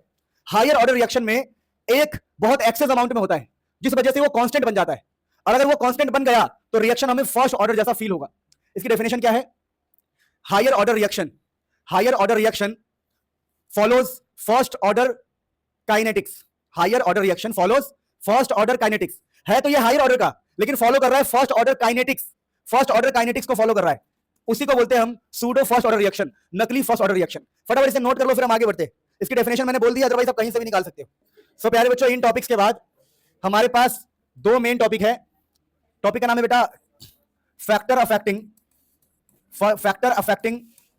Rate of reaction, factor affecting rate of reaction, जिसमें 2 इंपॉर्टेंट टॉपिक मैं आपको बता दूं। पहला होता है इसमें, मतलब दूसरा होता है collision theory. Rate of reaction collision पे डिपेंड करता है, कोलिजन को पढ़ेंगे हम, ये इसमें नहीं आता है, आप इसको काट दो, ठीक है, पर ये हमें पढ़ना है, इसी का हिस्सा है। लेकिन हमारी एनसीईआरटी कहती है कि factor affecting rate of reaction, speed of reaction किस किस बात से अफेक्ट हो सकता है। तो पहला मेन होता है कंसंट्रेशन, जो हम पीछे पढ़ के आए बेटा, कि रेट जो है डायरेक्टली प्रोपोर्शनल है कंसंट्रेशन के। दूसरा बेटा जो मोस्ट इंपॉर्टेंट है टेम्परेचर, जिसके बारे में अभी हमें पढ़ना है। और तीसरा होता है बेटा कैटलिस्ट। तो मेन हमें यही पढ़ना है, बाकी और भी चीजें होती है, सरफेस एरिया, ये वो बहुत सारी चीजें, पर मेन 3 यही पढ़ना है, और एक कोलिजन थ्योरी पढ़ना है। और टेम्परेचर के अंदर ही हमें पढ़ना है अर्हीनियस के बारे में, अर्हीनियस थ्योरी, ठीक है। तो इन सबको खत्म करेंगे तभी हम यहां से आज जाने वाले। तो अगर हम डिटेल में बात करें तो कंसंट्रेशन वाला हम ऑलरेडी पढ़ चुके हैं, कोलिजन थ्योरी हम लास्ट में पढ़ेंगे। तो हमारे पास टेम्परेचर बचा और कैटलिस्ट बचा, ठीक है जी। तो एक बार एक काम करते हैं, टेम्परेचर वाली एक बार पूरी खत्म करते हैं, तो अभी हम अर्हीनियस थ्योरी पढ़ते हैं। तो अभी हम टेम्परेचर वाला कॉन्सेप्ट पढ़ रहे हैं कि टेम्परेचर से रेट पर क्या फर्क पड़ेगा, टेम्परेचर पे रेट ऑफ रिएक्शन का क्या फर्क पड़ता है। तो लोग कहते हैं ऐसा कि अगर आप टेम्परेचर 10 डिग्री से बढ़ाओगे, मतलब अगर कहीं पर 100 डिग्री सेल्सियस है और आपने इसको बढ़ा के 110 डिग्री सेल्सियस कर दिया, अगर टेम्परेचर 10 डिग्री से बढ़ाओगे तो रेट ऑफ रिएक्शन बेटा ट्वाइस हो जाएगा, ट्वाइस। ट्वाइस का मतलब क्या है? अगर पहले रेट ऑफ रिएक्शन R है तो अब बेटा रेट ऑफ रिएक्शन 2R हो जाएगा। तो ये छोटी सी बात आपको ध्यान रखना है, बहुत इंपॉर्टेंट, कि when temperature is increased by 10 degree rate of reaction becomes twice. अच्छा, अब अर्हीनियस साहब क्या कहते हैं वो समझने का हम प्रयास करते हैं। देखो, एक नाम था अर्हीनियस। अर्हीनियस साहब क्या कहते हैं? अर्हीनियस साहब कहते हैं देखो, कोई भी रिएक्टेंट हो, इस धरती का कोई भी रिएक्टेंट हो, समझना, तो कहते हैं कि देखो इधर एनर्जी रहेगी, वो समझाने का प्रयास कर रहे हैं। देखो वो कह रहे हैं ये रहेगा एनर्जी और ये रहेगा हमारे पास प्रोग्रेस, प्रोग्रेस समझना। पहले हम अर्हीनियस की बात करते हैं, टेम्परेचर की बात हमने की थोड़ी सी, एनर्जी, और ये है प्रोग्रेस, प्रोग्रेस कि रिएक्शन प्रोग्रेस कर रहा है, ये एनर्जी वर्सेस प्रोग्रेस। तो कहते हैं कि अगर कोई भी चीज आप बना रहे हो, मान लो आप खीर बना रहे हो घर पे, खीर, तो खीर में दूध और चीनी है, दूध चीनी और चावल यहां पर है, अभी ये रिएक्टेंट है, तो इस रिएक्टेंट को आपको हीट करना पड़ेगा, आपको इसको हीट करना पड़ेगा। हीट करते करते करते करते एक पॉइंट पर आके चावल पक जाएगा। अब चावल पक जाएगा, अब आप गैस बंद कर दोगे तब भी आपका खीर रेडी हो जाएगा, समझो बात को। तो ये आपका चीनी चावल दूध है, उसको आप हीट कर रहे हो, हीट करते करते एक पॉइंट पर आके चावल पकेगा, अब आपका रिएक्शन हो गया है। तो बेटा यानी हमें इस इतनी एनर्जी देनी पड़ती है, ये जो एनर्जी देनी पड़ती है बेटा, इसी को बोला गया ईए। तो हमारे पास एक कॉन्सेप्ट आता है अर्हीनियस की थियरी में ईए के बारे में। बेटा ये होता है हमारे पास एक्टिवेशन एनर्जी, एक्टिवेशन, कि चावल पकाने के लिए उसको एक्टिवेट करना पड़ता है, एक्टिवेशन एनर्जी। तो अर्हीनियस साहब कहते हैं किसी भी रिएक्शन में किसी भी रिएक्शन में आपको स्टार्टिंग में एनर्जी देना पड़ेगा, मतलब एनर्जी देना, एनर्जी चाहिए, एनर्जी कहीं ना कहीं से चाहिए, चाहे वो इन्वायरमेंट से ले, भगवान से ले, तुम्हारे गैस चूल्हे से ले, या कैसे भी ले एनर्जी लेगा, फिर वो एक्टिवेट होगा, तो यहां पर रिएक्टेंट है और यहां पर बनेगा प्रोडक्ट। प्रोडक्ट इसका नाम एक्टिवेशन एनर्जी क्यों है? क्योंकि यहां पर बनता है एक्टिवेटेड कॉम्प्लेक्स। Activated complex. अब तुम बोलोगे ये क्या बात है बेटा? इसका मतलब ये है कि यहां पर जाके चीजें एक्टिवेट हो गई है। खीर के अंदर जो चावल है वो पक गया है, तो चावल यहां जाके पकता है बेटा। तो ये अर्हीनियस साहब अपने ग्राफ से समझाते हैं। अब प्यारे बच्चों, कैटलिस्ट की बात हम यहीं पर कर लेंगे हाथों हाथ। अब एक और बात आती है कैटलिस्ट। अगर हम कैटलिस्ट को डाल देंगे तो क्या होगा? देखो, कैटलिस्ट ऐसा बंदा होता है कि ये क्या करता है, ये जो समझना, कैटलिस्ट है, कैटलिस्ट ये रास्ता बदल देता है, ऑल्टरनेट पाथ। ऑल्टरनेट पाथ एक अलग सा रास्ता दिखाता है। कैटलिस्ट कहता है छोड़ना, हम इजीली पका देंगे चावल को। वो कहता है ज्यादा हीट की जरूरत नहीं है, तू यहीं से ले, बस छोटा रास्ता तय करता है। कैटलिस्ट कहता है हमें इतनी ज्यादा हीट की जरूरत नहीं है, हमें एक्टिवेट होने के लिए यहां जाने की जरूरत नहीं है, हम यहीं पर एक्टिवेट करा देंगे, तुम्हें नीचे ही करवा देंगे। तो कैटलिस्ट क्या करता है? कैटलिस्ट है अल्टरनेट पाथ प्रोवाइड करता है, alternate path of lower activation energy. तो कुल मिला के कैटलिस्ट एक्टिवेशन एनर्जी को कम कर देता है, इसीलिए कैटलिस्ट की हेल्प से रिएक्शन हमारा फास्ट हो जाता है, फास्ट। तो कैटलिस्ट की हेल्प से रिएक्शन हमारा फास्ट होता है क्योंकि वो एक लोअर एक्टिवेशन एनर्जी का रास्ता बना देता है। तो प्यारे बच्चों, हमें पढ़ना था फैक्टर में कंसंट्रेशन, टेम्परेचर, अर्हीनियस की थ्योरी और कैटलिस्ट। तो हाथों हाथ हमने कैटलिस्ट भी निपटा दिया। अब अर्हीनियस की थ्योरी के फॉर्मूला देख लेते हैं। तो अर्हीनियस आपकी थ्योरी में मेन बातें हमने क्या पढ़ी कि भैया टेम्परेचर बढ़ाने से रेट ऑफ रिएक्शन बढ़ता है, 10 डिग्री बढ़ाओगे तो रेट ऑफ रिएक्शन दुगना हो जाएगा। फिर वो कहते हैं कि भैया देखो, एक रिएक्टेंट को पहले एक्टिवेट होना पड़ता है और एक्टिवेट होने के बाद उसको प्रोडक्ट बनना पड़ता है। अच्छा, तो अर्हीनियस साहब की क्या क्या थ्योरी थी उसकी बातें करते हैं हम। देखो, तो अर्हीनियस साहब कहते हैं, समझना ध्यान से, अर्हीनियस साहब कहते हैं देखो, जो रेट कांस्टेंट होगा के, वो होगा A minus E A by R T, जहां ई ए का मतलब होता है एक्टिवेशन एनर्जी। और एक्टिवेशन एनर्जी की डेफिनेशन क्या बनेगी कि भाई आपको कम से कम इतनी एनर्जी चाहिए, the energy require to activate, या फिर it is the minimum energy require to process reaction. Reaction होने के लिए कम से कम इतनी एनर्जी चाहिए, इसी को हम एक्टिवेशन एनर्जी कह रहे हैं। बेटा ये जो ग्राफ है इसी को एक्टिवेशन एनर्जी कह रहे हैं हम। ये जो हाइट है, हाइट कि रिएक्टेंट से प्रोडक्ट बनने के लिए आपको इस गड्ढे को पार करना पड़ेगा, इस हाइट को पार करना पड़ेगा। अब मेरे प्यारे बच्चों, हमारे पास आए अर्हीनियस साहब। अर्हीनियस साहब देखो, मैं आपको एनसीईआरटी के वो सारे ग्राफ पढ़ाऊंगा जो आपके एग्जाम के लिए इंपॉर्टेंट है। तो यही वाला ग्राफ है जो एग्जाम के लिए इंपॉर्टेंट है। बाकी बोल्ट्जमैन ने, मैक्सवेल ने भी ग्राफ दिए जो हमारे लिए इतना इंपॉर्टेंट नहीं है, फिर भी मैं आपको करवा दूंगा ग्राफ, कोई बड़ी बात नहीं है। अर्हीनियस साहब कहते हैं भैया ये इक्वेशन है, ये जो के है, के ये बेटा एक फैक्टर होता है, ठीक है, मतलब एक प्रकार से कांस्टेंट है, इसकी टेंशन मत लो। अब ये एक्सपोनेंशियल है, ये आप सीख नहीं पाओगे। अब ये सीख नहीं पाओगे तो इसका एक इजी वर्जन होता है। इजी वर्जन क्या है? L N K is equal to L N A minus E A by R T. ये एक इजी वर्जन है एल एन के, पर एल एन भी आप सॉल्व नहीं कर पाओगे। फिर भी मैं इसका ग्राफ आपको बता दूं, इसका ग्राफ कैसा बनता है। देखो, मैं दोबारा बोल रहा हूं, ये सब फॉर्मूले आपके काम के नहीं है, फिर भी हम पढ़ रहे बेटा। अगर आप ग्राफ बनाते हो एल एन के और 1/t के बीच में, ध्यान रखना यहाँ पर 1/t होता है, और यहाँ का जो t होता है बेटा, ये टेम्परेचर होता है, टाइम नहीं होता। पीछे जितने भी t थे वो टाइम थे, पीछे वाले टाइम थे, ये वाला टेम्परेचर होता है।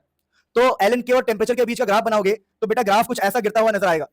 अब इस ग्राफ में ये वाला होगा आपका एल एन ए, ये जो एल एन ए है वो है, एल एन के वो है, और ये 1/t यहाँ पर है। तो स्लोप क्या बचा? ये जो स्लोप है, स्लोप, इसका जो स्लोप होगा वो minus E A by R होगा। तो छोटी मोटी बातें आप ध्यान रखना, अर्हीनियस के हम फॉर्मूले पढ़ रहे हैं।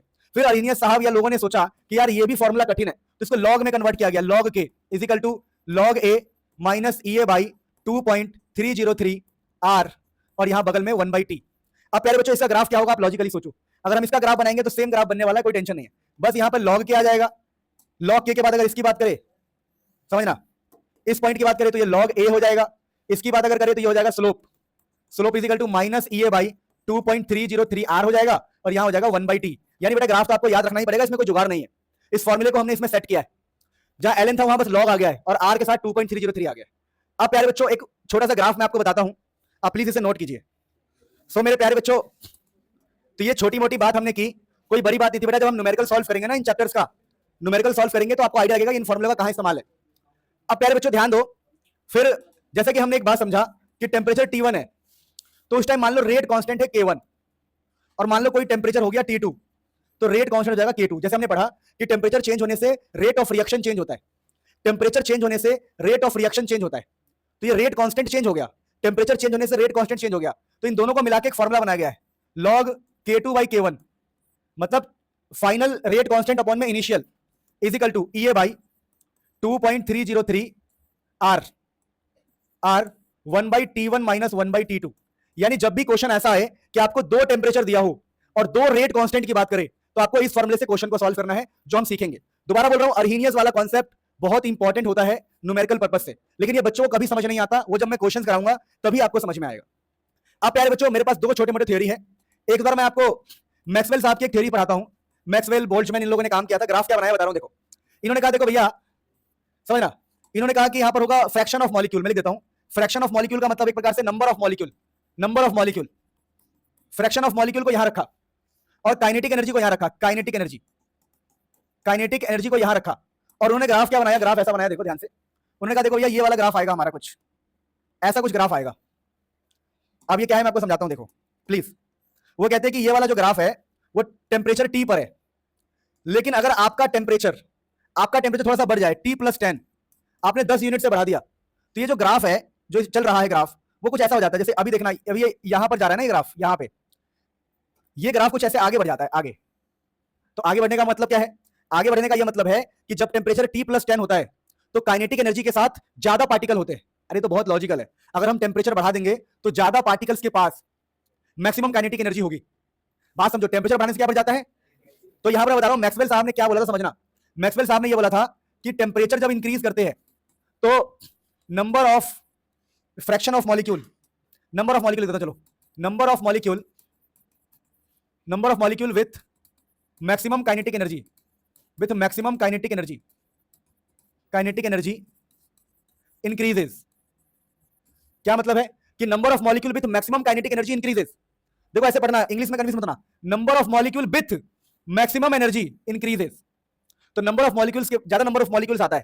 तो ये ग्राफ एनसीईआरटी में दिया हुआ है, इस ग्राफ को आप देख लेना कि टेम्परेचर टी पर कम फ्रैक्शन ऑफ मॉलिक्यूल होता है। देखो एक्चुअली में नंबर ऑफ मॉलिक्यूल को बोला जाता है फ्रैक्शन ऑफ मॉलिक्यूल, पर मैं नंबर ऑफ मॉलिक्यूल बोल रहा हूं आपको समझाने के लिए। तो यहां पर अगर आप देखोगे तो ग्राफ हमारा यहां पे आके खत्म हो रहा है, पर अगर आप टेम्परेचर बढ़ाते हो T+10 तो आपको क्या मिलेगा कि फ्रैक्शन ऑफ मॉलिक्यूल विथ ज्यादा kinetic energy, maximum kinetic energy, fraction of molecule with maximum kinetic energy increase हो जाता है बेटा। कुल मिला के टेम्परेचर बढ़ाने से काइनेटिक एनर्जी बढ़ जाता है, मतलब काइनेटिक एनर्जी बहुत सारे पार्टिकल्स के पास आ जाता है, इसलिए रेट ऑफ रिएक्शन बढ़ जाता है। इतना ही पढ़ना है और नहीं पढ़ना, और यही ग्राफ पढ़ना है। अभी भी समझ नहीं आया तो कोई बात नहीं बेटा। ऐसे मानो कि अगर आप टेम्परेचर बढ़ाओगे तो पार्टिकल्स की ज्यादा पार्टिकल्स के पास काइनेटिक एनर्जी आ जाएगा। अगर आप टेम्परेचर बढ़ाएंगे तो बहुत सारे पार्टिकल्स के पास काइनेटिक एनर्जी आ जाएगा, इसीलिए टेम्परेचर बढ़ाने की वजह से रेट ऑफ रिएक्शन बढ़ जाता है, ज्यादा पार्टिकल्स के पास एनर्जी आ जाता है। बात समझ पा रहे हो? ये मैंने आपको थोड़ा ऊपर से बताया है, रीजन क्या है कि ज्यादा आपको समझना नहीं था। तो इस चैप्टर में हमने बेटा अहीनियस पढ़ लिया, हमने मैक्सवेल की सिंपल सी थ्योरी भी पढ़ ली, मैक्सवेल बोल्ट्जमैन की थ्योरी जो थी, और ये भी पढ़ लिया कि टेम्परेचर बढ़ाने से बहुत सारे पार्टिकल्स के पास काइनेटिक एनर्जी आ जाता है, और काइनेटिक एनर्जी आने की वजह से रिएक्शन फास्ट हो जाता है। अब लास्ट में एक टॉपिक आता है कोलिजन थ्योरी। अब ये कोलिजन थ्योरी क्या कहता है समझना। कोलिजन थ्योरी कहता है कि भैया अगर एक रिएक्शन हुआ है, समझना, अगर एक रिएक्शन हुआ है तो उसके लिए प्रॉपर कोलिजन चाहिए। Proper collision is important. एक रिएक्शन के लिए, कोलिजन थ्योरी कहता है एक रिएक्शन के लिए प्रॉपर कोलिजन इज इंपॉर्टेंट, यानी पार्टिकल्स जो है, पार्टिकल सही तरीके से टकराने चाहिए। अगर आप चाहते हो कि रिएक्शन हो जाए तो पार्टिकल जब टकराएंगे तो प्रॉपर तरीके से टकराना चाहिए। Proper collision is important. अब प्रॉपर कोलिजन से क्या मतलब है मेरा?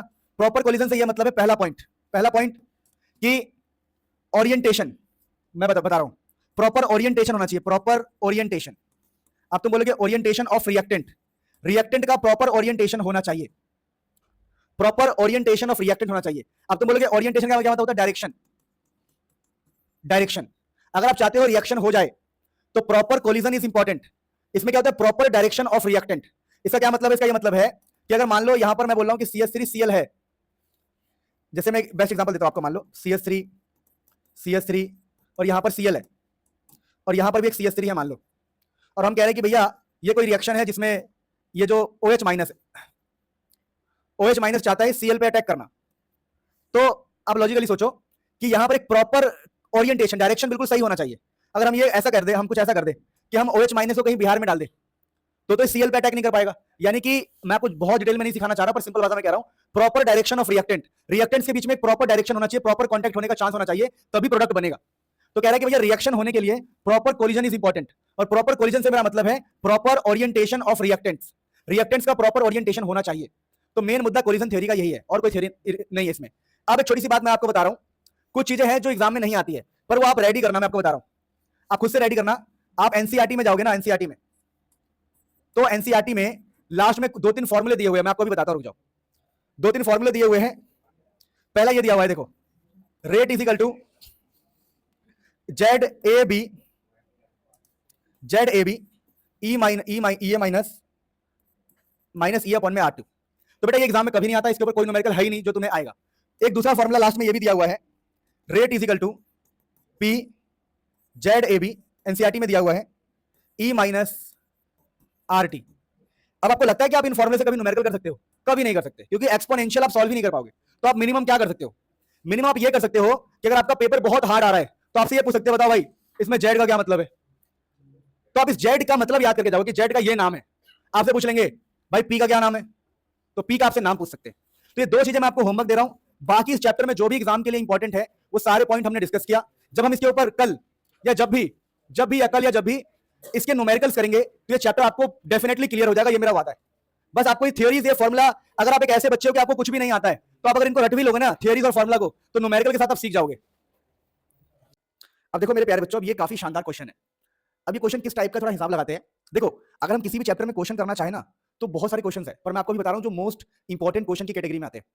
अब देखो ये ग्राफ बनता है, मैं आपको क्लियरली बता दूं, ये ग्राफ हमारा ऐसा होता है कुछ कि एक तरफ हम रखते हैं लॉग के, तो एक ऐसा ऐसा ग्राफ बनता है जहां पर ये हमारा लॉग ए होता है, ठीक है, और यहां पर जो स्लोप होता है ना, स्लोप, ये जो स्लोप होता है ये होता है minus E A by R, minus E A by R, और यहां पर होता है 1/t minus E A by R, ठीक है। ln 2.303 r माइनस 2.303 r आएगा, ln वाले में नहीं, मैं आपको बता दूं, थोड़ा इसको याद करना है इस ग्राफ को, 2.303 r। अब ठीक है, क्योंकि हम यहां पर लॉग इस्तेमाल कर रहे हैं। लॉग देखो, जब भी लॉग होता है ना, मैंने थ्योरी में बढ़िया से पढ़ाया, लॉग के लॉग ए और ये minus E A by 2.30 r, इसे स्लोप बोलते हैं। तो ये ग्राफ है। तो क्वेश्चन कह रहा है कि रेट कांस्टेंट के of reaction varies with temperature, कि जो के है वो टेंपरेचर के साथ बदलता है, और ये इसकी इक्वेशन है। कह रहा है कि ई ए को हम एक्टिवेशन एनर्जी बोलते हैं, पता है हमें। तो हम ग्राफ बनाते हैं लॉग के वर्सेस 1/t, लॉग के वर्सेस 1/t, एक स्ट्रेट लाइन जो है जिसका स्लोप है इतना।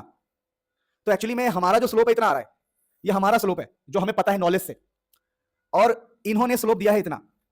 तो क्वेश्चन है कि हमें ई कैलकुलेट करना है। तो बड़ा आसान है, हम कहेंगे देखो भैया हमारा जो स्लोप है, हमारा स्लोप है इतना, -4250 है हमारा स्लोप, ये क्वेश्चन का स्लोप है, स्लोप। और लॉजिक से हमें पता है कि स्लोप के लिए ये फॉर्मुला होता है, तो स्लोप का फॉर्मुला होता है minus E A by 2.303 r। तो यहां से माइनस कट जाएगा और ये 2.30 r इससे मल्टीप्लाई हो जाएगा, 4250 से 2.303 r मल्टीप्लाई होगा, तो ये हमारा एक्टिवेशन एनर्जी आएगा, और आर की वैल्यू आपको इतना यूज करना है। तो ये काफी अच्छा क्वेश्चन होता है, ये काफी बेहतरीन क्वेश्चन होता है प्यारे बच्चों, प्लीज इसे नोट करो, फिर हम आगे बढ़ते हैं। ये क्वेश्चन समझ में आया कि नहीं आया? कि आपको सिंपल ध्यान रखना है कि जब हम ग्राफ बनाते हैं, ये लॉग के होता है, ये लॉग ए होता है, ये स्लोप होता है। क्वेश्चन ने बोला है कि भैया हमारा स्लोप है इतना, तो हम कहेंगे हमारा स्लोप इतना है। उसने बोला है कैलकुलेट ई ए, तो हम इस स्लोप को इस स्लोप के बराबर रख के क्वेश्चन सॉल्व करेंगे। बोलो समझ में आया कि नहीं आया? आगे बढ़ते हैं।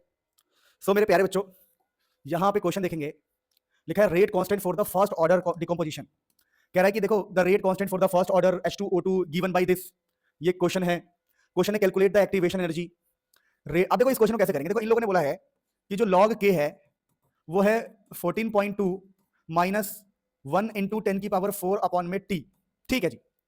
पर इसका जो असली इक्वेशन होता है ना बेटा, इसका असली इक्वेशन ये होता है जो हमने पीछे पढ़ा है, log K is equal to, ये होता है लॉग ए, और यहां पर होता है minus E A by 2.303 r upon में टी। तो ये होता है असली। इन लोगों ने क्वेश्चन में हमें ऐसा दिया है कुछ, देखो ध्यान से, लेकिन हमारी असली इक्वेशन ये होती है। तो क्वेश्चन ने बोला है कि हमें एक्टिवेशन एनर्जी निकालना है, क्वेश्चन आप खुद पढ़ते रहो। तो अगर एक्टिवेशन एनर्जी निकालना है तो हम क्या करते हैं? कुछ भी नहीं करते, हम यहां पर कंपेयर करेंगे। कैसे कंपेयर करेंगे? हम कहेंगे लॉग के की जगह पर है लॉग के, 14.2 की जगह पर है लॉग ए, और ये पूरे की जगह पर माइनस 10 की पावर 4 अपॉन में टी की जगह पर आएगा माइनस दिस। तो यहां पर हम इक्वेट करेंगे। इक्वेट कैसे करेंगे? हम बोलेंगे -1 इंटू 10 की पावर 4 अपॉन में T is equal to minus E A by 2.303 R T. तो हम कंपेयर करेंगे, हम इसको इससे कंपेयर कर देंगे, तो क्या होगा? ये माइनस से माइनस कट जाएगा, टी से टी कट जाएगा, और ये 2.30 आर को इससे मल्टीप्लाई कर देंगे, 2.303 आर इंटू में 10 की पावर 4, तो ये एक्टिवेशन एनर्जी के बराबर हो जाएगा। तो हमें यही निकालना था, एक्टिवेशन एनर्जी। तो हमने एक्टिवेशन एनर्जी निकाल दिया। बाकी आगे दे रखा है हाफ लाइफ पीरियड इतना, इससे हमें कोई मतलब ही नहीं है। ये हाफ लाइफ पीरियड से हमें क्या मतलब है? हम तो कंपेयर करके ही एक्टिवेशन एनर्जी निकाल लेंगे, और आर की वैल्यू 8.314 आपको यहां पुट करना है। तो ये काफी अच्छा क्वेश्चन था दोस्तों, सच बोल रहा हूं दिल से। कुछ क्वेश्चंस ऐसे आते हैं जो एनसीईआरटी में पूरी तरह भरा हुआ है। अब ये क्वेश्चंस किस मिजाज के होते हैं मैं आपको बता दूं। इस क्वेश्चन में हमेशा एक रिएक्शन लिखा होता है, रिएक्शन, एक रिएक्शन लिखा होगा, फिर आपको एक्सपेरिमेंट नंबर दिए होंगे, एक्सपेरिमेंट नंबर 1 2 3 4 ऐसे दिया होगा। और ये जो रिएक्शन है किसके किसके बीच में है? NO एंड Cl2 के बीच में। आपको दिख रहा होगा NO एंड Cl2 के बीच में रिएक्शन है। तो आपको NO और Cl2 की वैल्यू दी होगी, जैसे देखो NO की वैल्यू ये रही, एक्सपेरिमेंट नंबर 1 में 0.15, एक्सपेरिमेंट नंबर 2 में 0.15, 3 में इतना, 4 में इतना। फिर आपको Cl2 की भी वैल्यू दी होगी, Cl2 है मैं आपको बता दूं। इस क्वेश्चन को देखो, क्वेश्चन देखो, ऊपर मिलेगा आपको रिएक्शन, ये रहा रिएक्शन, कि इन दोनों के बीच में रिएक्शन हो रहा है, NO के बीच में और Cl2 के बीच में। तो NO के एनओ की वैल्यू दे रखी है अलग अलग एक्सपेरिमेंट में, एक्सपेरिमेंट 1, एक्सपेरिमेंट 2, एक्सपेरिमेंट 3, एक्सपेरिमेंट 4। तो एनओ की अलग अलग वैल्यू दी हुई है। अब जी एनओ की अलग अलग वैल्यू दी हुई है, ये रहा। ओके, तो ये रहा एनओ की अलग अलग वैल्यू, अलग अलग वैल्यू अलग अलग एक्सपेरिमेंट के लिए। वैसे ही Cl2 है यहाँ पर, तो Cl2 की अलग अलग वैल्यू है अलग अलग एक्सपेरिमेंट में। पहले एक्सपेरिमेंट में Cl2 इतना है, दूसरे में इतना, तीसरे में यहाँ। और यहाँ पर इनका रेट भी दे रखा है, rate initial rate of disappearance, यानी रेट दे रखा है, रेट। पहले वाले का रेट ये है, दूसरे का रेट ये है, तीसरे का ये है, चौथे का रेट हमें पता नहीं है, कोई बात नहीं, नहीं पता तो करना क्या होता है ऐसे क्वेश्चन में? तो आपको यहाँ पर 3 रेट दे रखा है, तो आप रेट की इक्वेशन बनाते हो हमेशा। आप बोलते हो रेट इज इक्वल टू के, ठीक है, और जो भी चीजें है, जो भी रिएक्टेंट होता है, रिएक्टेंट, उन रिएक्टेंट्स की कुछ पावर होती है, जैसे कि अल्फा एंड बीटा, ये रेट का फॉर्मूला होता है, rate is equal to K और रिएक्टेंट्स की पावर। तो यहां पर पहले एक्सपेरिमेंट की हम बात करें तो रिएक्टेंट है 0.15, 0.15, तो यहां पर आप 0.15 एंड 0.15 लिख दोगे, और उसके बगल में रेट की वैल्यू है 0.60, ये रेट है बेटा, रेट। तो आप रेट की जगह पर 0.60 लिख दोगे, 0.60। तो ये आपकी पहली इक्वेशन बनेगी। यहां पर इक्वेशंस बनाना होता है, यानी कैसे इक्वेशन बना रहा हूं मैं, आप देखो, रेट ये है, हम मेन फॉर्मुला ये इस्तेमाल कर रहे हैं, रेट इज इक्वल टू के, कंसंट्रेशंस की कुछ पावर होती है, हमें नहीं पता क्या है वो, अल्फा बीटा, जिसको हम ऑर्डर बोलते हैं, ऑर्डर अल्फा बीटा बोलते हैं, या एक्स वाई बोल दो, कुछ भी बोल दो। अब रेट की जगह पर आपको रेट की वैल्यू पुट करनी है, जैसे हमने रेट की जगह पर 0.60 पुट किया ये रहा, और उसके बगल में ये हमारे कंसंट्रेशन है रिएक्टेंट्स के, रिएक्टेंट हमारा ये है 0.15 एंड 0.15 पहले एक्सपेरिमेंट में, पहला एक्सपेरिमेंट में, तो ये कहलाएगा हमारा इक्वेशन 1। फिर हम दूसरा एक्सपेरिमेंट करेंगे, तो दूसरे एक्सपेरिमेंट में हमारा ये है 1.20, तो 1.20 रेट है 1.20 इक्वल टू के और बगल में है 0.30 एंड 0.15, है ना, तो 0.15 की पावर अल्फा और 0.30 की पावर बीटा, तो 0.15, 0.30। फिर हमारा इक्वेशन थर्ड बनेगा, इक्वेशन थर्ड हमारा इससे बनेगा, ये 2.40 है प्यारे बच्चों, 2.40 इज इक्वल टू के, 0.30 की पावर अल्फा एंड 0.15 की पावर बीटा। अब बेटा जब हमारे इक्वेशंस बन जाते हैं ना, ये तीनों इक्वेशंस, फिलहाल हमारे 3 इक्वेशंस बन गए हैं, तो अब हम क्या दिमाग लगाते हैं, देखना ध्यान से, क्योंकि हमें देखो ये अल्फा बीटा कभी पता ही नहीं है, ये एक्सपेरिमेंट से ही निकलता है, तो हम इनको आपस में डिवाइड करते हैं। जैसे मैं डिवाइड कर देता हूं, सपोज करो इक्वेशन 1, समझना, इक्वेशन 1 और इक्वेशन ये 2 है ना, 2 सॉरी, इक्वेशन 2 और ये इक्वेशन 3, देखो ये इक्वेशन 1, ये इक्वेशन 2 और ये इक्वेशन 3, तो 1 और 2 को आपस में डिवाइड, तो इक्वेशन 1 को डिवाइड कर रहा हूं मैं इक्वेशन 2 से, तो उससे क्या होगा ये समझना। देखो 0.60 को 1.20 से डिवाइड करोगे तो आंसर आएगा हमारा 1/2, 1/2 क्या आएगा, इसको 60 समझ लो और इसको 120, 60 अपॉन में 120 1/2 आएगा। और जब आपस में 1 और 2 को डिवाइड करेंगे, मान लो हमने इसको इससे डिवाइड किया, तो के से के कट जाएगा, ये जो के है के से के कट जाएगा, और 0.1 अल्फा से 0.1 अल्फा कट जाएगा, इधर बचेगा 15 अपॉन में 30 की पावर बीटा, तो यहां बचेगा 15 अपॉन में 30 की पावर बीटा, तो जो कि 15 अपॉन में 30 क्या हो जाएगा बेटा, 1/2, तो यहां भी 1/2 बचेगा, यहां भी 1/2, तो 1/2 इज इक्वल टू 1/2 की पावर बीटा। तो बेटा ये तभी हो सकता है जब बीटा की वैल्यू 1 हो, तो यहां से हमें बीटा की वैल्यू 1 मिलेगी, यानी सबसे पहले हमें ना ये अल्फा बीटा ही निकालना होता है ऐसे क्वेश्चंस में, तभी जाके हम कोई भी क्वेश्चन कर पाएंगे। तो बेटा हम सबसे पहले बीटा निकाला, 1/2 बीटा को 1 होना पड़ेगा, तभी आपस में बराबर होंगे, तो बीटा की वैल्यू 1 निकल के आएगी यहां से।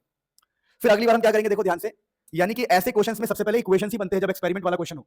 अब हम डिवाइड करेंगे, देखो किसी भी मान लो इक्वेशन 2 और 3 को हमने डिवाइड किया, तो कोई फायदा होगा क्या, यह काम कर सकते हैं, हाँ, इक्वेशन 1 और 3 को डिवाइड करते हैं इस बार, इक्वेशन 1 डिवाइडेड बाई इक्वेशन 3, तो देखो ये 60 है और ये है 240, तो कितनी बार में जाएगा, 6 चौक 24, 4 बार में 1/4, ये 60 है और ये 240, अब हम इन दोनों को डिवाइड कर रहे हैं, तो यहां आएगा 1/4। अब देखो हम किसको डिवाइड कर रहे हैं समझना, अब यहां पर क्या होगा देखो, तो हम इस वाले को, पहली इक्वेशन को, इस वाले को और इस वाले को डिवाइड कर रहे हैं, तो डिवीजन में के से के जाएगा, हाँ जी जाएगा, और 0.5 बीटा से 0.5 बीटा जाएगा, 0.15 बीटा जाएगा, ये और ये, क्योंकि हम 1 और 3 को डिवाइड कर रहे हैं, तो बचेगा क्या हमारे पास, बचेगा ये 0.15 अल्फा और 0.30 अल्फा, और डिवाइड करने का मतलब है 15/30 अल्फा, 15/30 अल्फा, अब 15/30 का मतलब है 1/2, तो 1/4 इज इक्वल टू 1/2 की पावर अल्फा, और ये तभी पॉसिबल है जब अल्फा की वैल्यू 2 हो, क्योंकि यहां पर हम 2 पुट करेंगे तभी तो ये 4 बनेगा, तो यहां से अल्फा की वैल्यू बेटा 2 के बराबर आएगी, क्योंकि देखो ये 1/4 है, तो अल्फा को 2 होना पड़ेगा, तो यहां से अल्फा और बीटा निकलता है प्यारे बच्चों। एक बार अगर आपने अल्फा बीटा निकाल लिया तो आप क्वेश्चन सॉल्व करने लायक बन गए, यानी अल्फा बीटा निकालने के लिए इक्वेशंस को आपस में डिवाइड किया जाता है। अब इक्वेशंस को आपस में डिवाइड, आप किसी भी इक्वेशन को किसी से डिवाइड कर सकते हो, आपको इक्वेशंस को आपस में डिवाइड करके, डिवाइड मैं कैसे कर रहा हूं, देखो मैं इस प्रकार से डिवाइड कर रहा हूं, जैसे मैंने पहले इक्वेशन 1 और 2 लिया, क्यों इक्वेशन 1 क्यों लिया और 2 क्यों लिया, ताकि ये 0.15 अल्फा कट जाए और मेरे लिए आसान काम हो जाए। तो अगली बार मैंने क्या लिया, अगली बार मैंने लिया इक्वेशन 1 और 3, तो देखो मैंने इक्वेशन 1 और 3 क्यों लिया समझो, क्योंकि जो मेरा इक्वेशन 1 है ये वाला है और 3 मेरा ये वाला है, तो इसमें मुझे क्या फायदा मिलता है, इसमें मुझे फायदा मिलता कि 0.15 बीटा से 0.15 बीटा कट जाता, तो आपको 2 इक्वेशंस ऐसे लेने हैं जो आपस में कट सके आसानी से, और अल्फा बीटा निकाल लोगे, एक बार अल्फा बीटा निकाल लोगे तो आपके सारे क्वेश्चन के आंसर आपको मिल जाएंगे। जैसे क्वेश्चन है right the expression for the rate law, तो बेटा रेट लॉ का एक्सप्रेशन क्या होता है, के ठीक है। और जो भी रिएक्टेंट है, तो कौन कौन सा रिएक्टेंट है मेरे पास, एक है NO और एक है Cl2। तो रिएक्टेंट है NO, तो NO की कंसंट्रेशन और Cl2 की कंसंट्रेशन, इनकी पावर अल्फा बीटा, तो बीटा की अल्फा की वैल्यू है 1, अल्फा की वैल्यू है 2 और बीटा की वैल्यू है 1। तो बेटा रेट लॉ है, रेट लॉ में ना हम अल्फा बीटा ऊपर लिखते हैं, पावर्स को ऊपर लिखते हैं। आप यहां पर वैल्यूज भी पुट कर सकते हो कि NO की कंसंट्रेशन क्या है और Cl2 की वैल्यू क्या है। ये देखो, NO की वैल्यू ये रही 0.15, Cl2 की वैल्यू ये रही 0.15। तो चाहो तो पुट कर सकते हो, पर आपको बता रहा हूं रेट लॉ का ये एक्सप्रेशन होता है कि NO का concentration power alpha beta, basically यहां पर हमने अल्फा एंड बीटा की वैल्यू पुट करी है, और अल्फा बीटा तो आपको पता ही, आप निकाल चुके, तो मेन अल्फा बीटा निकालना होता है। फिर अगला क्वेश्चन है, calculate the value of the rate constant. Rate constant की वैल्यू निकालनी है, तो रेट कांस्टेंट की वैल्यू कैसे निकालोगे, तो देखो बड़ा आसान है। आप लिखो कि रेट इज इक्वल टू होता है K, NO की पावर अल्फा जो कि 2 है और Cl2 की पावर बीटा जो कि 1 है। आप कोई भी रेट की वैल्यू पुट कर दो, जैसे मैंने कहा रेट की वैल्यू है 0.60, मैं रेट की वैल्यू 0.60 पुट कर रहा हूं और मुझे निकालना है K, मुझे रेट कांस्टेंट निकालना है, रेट कांस्टेंट, तो मुझे K निकालना है।